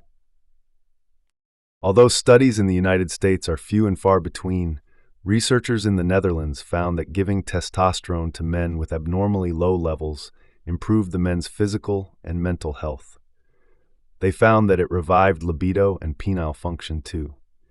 In addition, the men in the study had better muscle elasticity and bone density. They also reported improvements in their mood and their cognitive ability. And as a bonus, the study showed that increasing testosterone can kickstart abdominal weight loss. I told Tom that research does show that exercising and staying sexually active can help men make more androgens, like dehydroepiandrosterone or DHEA and testosterone. But for some men, that's still not enough. Being tired all the time and having foggy thinking aren't a natural part of getting older. When those symptoms are caused by abnormally low levels of androgens, some men get good results from androgen replacement therapy. But its safety is still controversial. And it's not for everyone. For many men, there may be other answers. In a study I conducted at UCSF in 1996, I compared the replacement of DHEA, an androgen similar to testosterone, with placebo in men over 60. During this year-long study, for an entire day once a month, the male subjects would come to UCSF's pleasant, spa-like clinical facility for testing.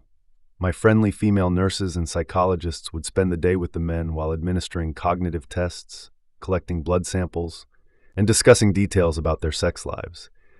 Our results showed that by the end of the year, men taking the DHEA had improved their cognition, well-being, and sexual function by an impressive 40%.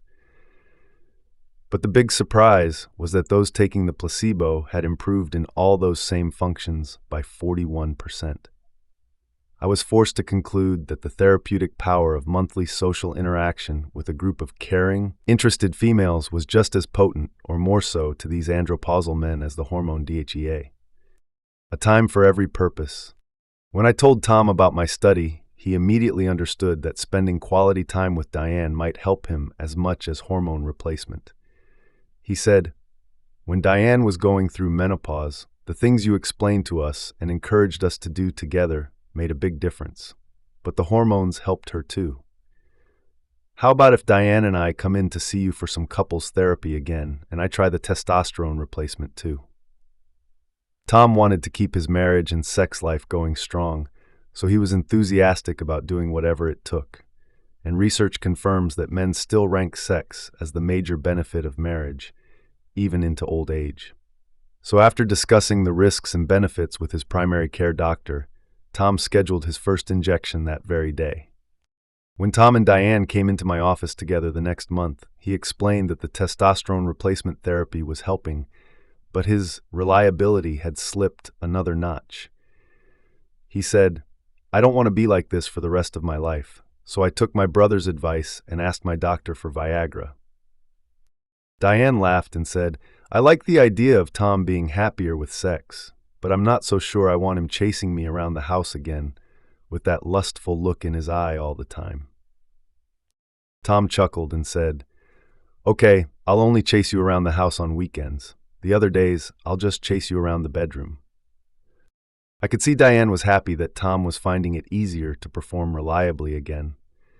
And when I told her that drugs like Viagra, odd as it may seem, might even make him want to hold hands, cuddle, and hug more, her ears perked up. Researchers at the University of Wisconsin surprisingly discovered that drugs like Viagra can increase the release of oxytocin in the brains of rats by as much as threefold. Perhaps the famous blue pills will someday be used to promote deeper emotional intimacy and not just better erections. Furthermore, as I reminded Tom and Diane, they could increase their oxytocin naturally by holding hands, gently stroking each other's skin and hair, massaging each other, and gazing into each other's eyes. Researchers showed that warm touching between partners improves satisfaction in relationships and can actually make more of a health difference for men than women. In a warm touch study in Utah, researchers found that while both husbands and wives got a boost in their oxytocin levels and a reduction in stress chemicals, only the husbands got a beneficial reduction in blood pressure. I also reminded Tom and Diane to practice the 5-to-1 rule, giving each other 5 compliments for every one critical remark. This was very important because although Diane wanted Tom to be more affectionate, she admitted she had become more critical of him over the years. I said to Diane, "If you want Tom to hold hands with you and be more romantic, you have to be nice to him. And nice doesn't just mean sex." Like Diane, women who have been married a long time know all their mates' foibles and flaws. The female brain tends to run negative scenarios to protect itself from disappointment and then place the blame on the male brain, like pinning the tail on the donkey. Constant criticism takes its toll on the brain. When a man's partner is critical of him, his brain goes on the defensive. His RCZ tells him that he isn't meeting her mark, and he begins to avoid contact. This creates a downward spiral that is a guaranteed dead end. It stops them both from getting the love and caring they crave. I knew using the 5-to-1 rule could make a positive difference for both Tom's and Diane's brains. And fortunately, in this case, the age of their brains would be working in their favor too. According to scientists, older people don't let bad news or criticism get to them as much as younger people do. In a study comparing how the brains of 70-year-olds versus 27-year-olds handle negative emotions, the older adults performed better. In particular, the researchers found that the brains of older adults had developed greater connectivity between the PFC, the area for regulation of emotions, and the amygdala, the area for driving emotional impulses. They concluded that the mature brain was not only better at controlling negative emotions, but better at letting go of them. I said to Tom and Diane, "So you see, it turns out that older brains are better at forgiving and forgetting." Tom quipped, "Maybe wisdom does come with age." When I next saw Tom and Diane, they had just returned from a 3-week European vacation. He gave me a thumbs up, and she had a twinkle in her eye that I hadn't seen in years. It was nice to see them shifting comfortably into the next phase of their lives together. The grandfather brain. The years after andropause are a major transition for the male brain. The fuels that are running a man's brain circuits change more toward oxytocin and estrogen and away from vasopressin and testosterone. Men are also winding down careers and looking for new and interesting projects to keep them busy and in the game, or at least active on the sidelines. Up until maturity, many men can feel burdened by family commitments and even by their intimate relationships. But after andropause, they may, like Tom, have the time and temperament to appreciate family and friends more. Tom told me he felt a deep sense of satisfaction in having raised an accomplished daughter and that both he and Diane loved spending time with their grandson Tommy. To the amazement and delight of Diane and their daughter Ali, Tom had recently morphed into a doting grandfather. Tom's mature brain had more patience with his grandson than he had ever had when Ali was growing up. The difference between Tom's daddy brain and his grandfather brain was working in everyone's favor. Much to even Tom's surprise, the love circuits in his mature brain were being hijacked by the adorable little Tommy, even more than they had been when Ali was born. The highlight of Tom's week had become cheering his 5-year-old grandson on at his t-ball games. Soon, not even golf was as much fun as spending time with Tommy. He was amused by everything his grandson did and said, and he felt a deep pride in all of Tommy's developmental milestones and daily achievements. One of my mentors, George Vaillant, found in his ongoing study of men who graduated from Harvard in the 1950s that in later years they changed their focus from activities that gave them a personal advantage toward activities that would give their community and the next generation an advantage. He calls this stage the fifth stage of individuation, or the stage of generativity. For many men like Tom, this position of a wise elder in their community includes the grandfather role and a heightened interest in supporting the success and survival of the next generation. Evolutionary anthropologists argue that grandfathers have been important for our species' survival. They found that in hunter-gatherer cultures, grandfathers can produce or procure more food than they consume, and therefore aid the flow of food from old to young. We now live in a world where the intelligence and knowledge of the grandfather, along with his financial assets, the modern equivalent of food, get passed on as his legacy to his kids, grandkids, and community. In a typical example of the modern flow of resources from older generation to younger, Tom and Diane were helping Ali and her husband pay Tommy's private school tuition. But not all men find themselves particularly eager to take on the grandfather role. Researchers have shown that at first, many men accept responsibility for grandchildren only out of a sense of obligation and love for their adult children. And research highlights how complex the nature of the ties between grandparents, their adult children, and grandchildren can be. For example, researchers have found that parents serve as gatekeepers and mediate the amount of contact and the quality of the relationship between grandparents and grandchildren. So a man's bond with his grandchildren depends on his relationship with his adult children. Tom was happy that his daughter facilitated his closeness with Tommy. In many cultures, grandfathers also function to informally teach motor skills to grandchildren, for children learn best by imitation. And for Tom, not only did he love teaching his grandson how to throw and catch a baseball, he enjoyed teaching him about saving money and bought him his first piggy bank. He remembered how he got his own work ethic and the advice to save and invest his money from his immigrant grandfather, and he hoped to pass this on to Tommy. By the time his grandson was approaching his 6th birthday, Tom felt closer to him than he ever imagined was possible. He said, "If you'd have told me 10 years ago that one of the highlights of my life would be having a grandson, I'd never have believed it." Now that my husband, Sam, and I have entered this stage of life, with adult children and grandchildren of our own, we know exactly what Tom means. We find ourselves excited to interact with the grandkids as often as possible, chatting online by Skype and taking trips to see them. We feel more motivated than ever to make a difference in the lives of our family and the students and young faculty we mentor and teach. Sam and I have renewed our friendship and commitment as children have left home, come back home, married, and had grandchildren, and as a result, we are constantly finding a new balance. Of course, I can't see into our future, but the decades ahead beckon with hope, adventure, and passion for both me and Sam, the male brain I know best. If you have found the insights into the mature male brain in this chapter useful, consider supporting the author by trying a free Audible trial or purchasing the book via the Amazon link in the description. As an Amazon associate, we earn from qualifying purchases. Epilogue: The Future of the Male Brain. Now we begin the epilogue. If I could impart one lesson to women that I learned in writing this book, it would be that understanding the biology of the male brain helps us relate better to the male reality. Much of the conflict that exists between men and women is fueled by unrealistic expectations that stem from failing to grasp each other's innate differences. To men, I would say I hope that shedding light on the male brain's tendencies and its physiological responses to hormones will clarify the basis for your natural urges and the way you think, feel, and communicate. My belief is that this information can provide men with a sense of relief at finally being understood.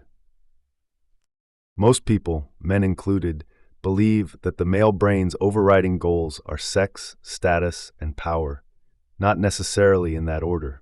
And it is true that a tendency to seek these ends is built into the male brain's circuitry, but that is far from the whole story. Boys from the get-go learn differently than girls do and are interested in different things. Action, assertiveness, and rough play are biologically wired. We joke that men are run by their libidos, but the reality is that they are not slaves to their testosterone or sex drive. As we've seen, a man's sex drive may mature into a capacity for love and attachment that is at least as strong as a woman's. The stereotype of the stoic, unemotional male is again contradicted by research showing that the daddy brain and mature male brain are profoundly devoted and nurturing. And males don't start off less emotional. As infants, boys are actually more emotional than girls. But soon social pressures, child-rearing practices, and biology begin reshaping the male brain circuits. Teaching boys to suppress their feelings and facial expressions, along with testosterone's influence, becomes successful by the time they reach manhood. This is a result of both training and biology. The male brain's response to emotions in others soon takes its own path, producing fix-it-fast solutions designed to alleviate distress. On a personal level, I believe that learning about the male brain can help men and women feel more intimacy, compassion, and appreciation for each other. Such understanding might be the most important factor in creating a genuine balance between the sexes. I hope that this book will foster such understanding and help create more humane and civil societies wherever it is read. Appendix: The Male Brain and Sexual Orientation. Now we begin the appendix. Are men gay because their brains are different? Studies have been conducted for 2 decades in order to answer this question. Some of them have found evidence of anatomical or functional differences between gay and straight brains. Others have established that genes play a part in determining gender orientation, which implies the existence of brain differences. One of the early studies by Dick Swab found that a part of the hypothalamus called the suprachiasmatic nucleus, or SCN, is twice as large in gay males as in straight males. This difference was later shown to be caused by a difference in the way testosterone reacts with the developing brain. Other researchers showed that the anterior commissure, a bundle of superfast cables that connects the brain's 2 hemispheres, is larger in gay males than in straight males. This structure, which is also larger in women than in men, is believed to be involved in sex differences related to cognitive abilities and language, and fits with the finding that gay males, like females, have better verbal abilities than straight males. Recently, Ivanka Savic and other Swedish researchers reported that an anatomical asymmetry in the size of the 2 brain hemispheres that is characteristic of straight male brains is not observed in gay male brains. Instead, their magnetic resonance imaging studies showed that in this respect, gay male brains were more like female brains. With PET scans, the researchers also found that the connectivity of the amygdala of the gay male brain is more like that of the straight female brain than of the straight male brain. These studies suggest that there are differences between gay and straight male brain areas that are not directly involved in sexual attraction. Savic has also reported a different pattern of activation in gay male brains in response to a pheromone that is excreted in male perspiration. She found that the hypothalamus in gay male brains is stimulated by the scent of male sweat, but in straight male brains, it is not. This suggests that a difference in the brain's hypothalamic circuits for response to pheromones may attract gay males to the scent produced by the sweat glands of men, and that this plays a role in their sexual orientation. Other studies have found anatomical differences in the structure of the hypothalamus in gay and straight men. There is also evidence of differences between gay and straight men in performance on certain spatial tasks. It has been consistently shown that straight men outperform straight women on tasks requiring navigation. Recent studies have shown that gay men perform more like straight women on such tasks. Brain scans have also been used to measure activity changes in the gay and straight male brain when pictures of men and women were shown. Viewing a female face produced a strong reaction in the thalamus and medial prefrontal cortex of straight men, but not of gay men. In contrast, the gay male brains reacted more strongly to the face of a man. Genetic studies have also contributed some evidence of innate differences between gay and straight males. In a recent study, Dr. Nicholas Longstrom estimated the part that genes play in gay male behavior by studying sexual orientation in adult male twin pairs. He found that identical twin pairs, who have all the same genes, are more likely to share sexual orientation than fraternal twin pairs, who share only half of their genes. Based on this comparison, he concluded that about 35% of sexual orientation is attributable to genetic influences, whereas the rest is due to as yet unidentified factors. So far, none of the specific genes that influence sexual orientation have been identified, and researchers believe that the combined actions of many genetic and environmental factors will be involved. Furthermore, research on the brain circuits and on hormonal effects related to sexual orientation in humans is only just beginning. Nevertheless, the evidence we already have does show that some human brain differences are related not only to gendered behavior, but also to sexual orientation. Thank you for listening to this audiobook adaptation of The Male Brain. This audio version is based on the original work by the author. To support their work, please consider purchasing a copy of the book through the Amazon link in the description.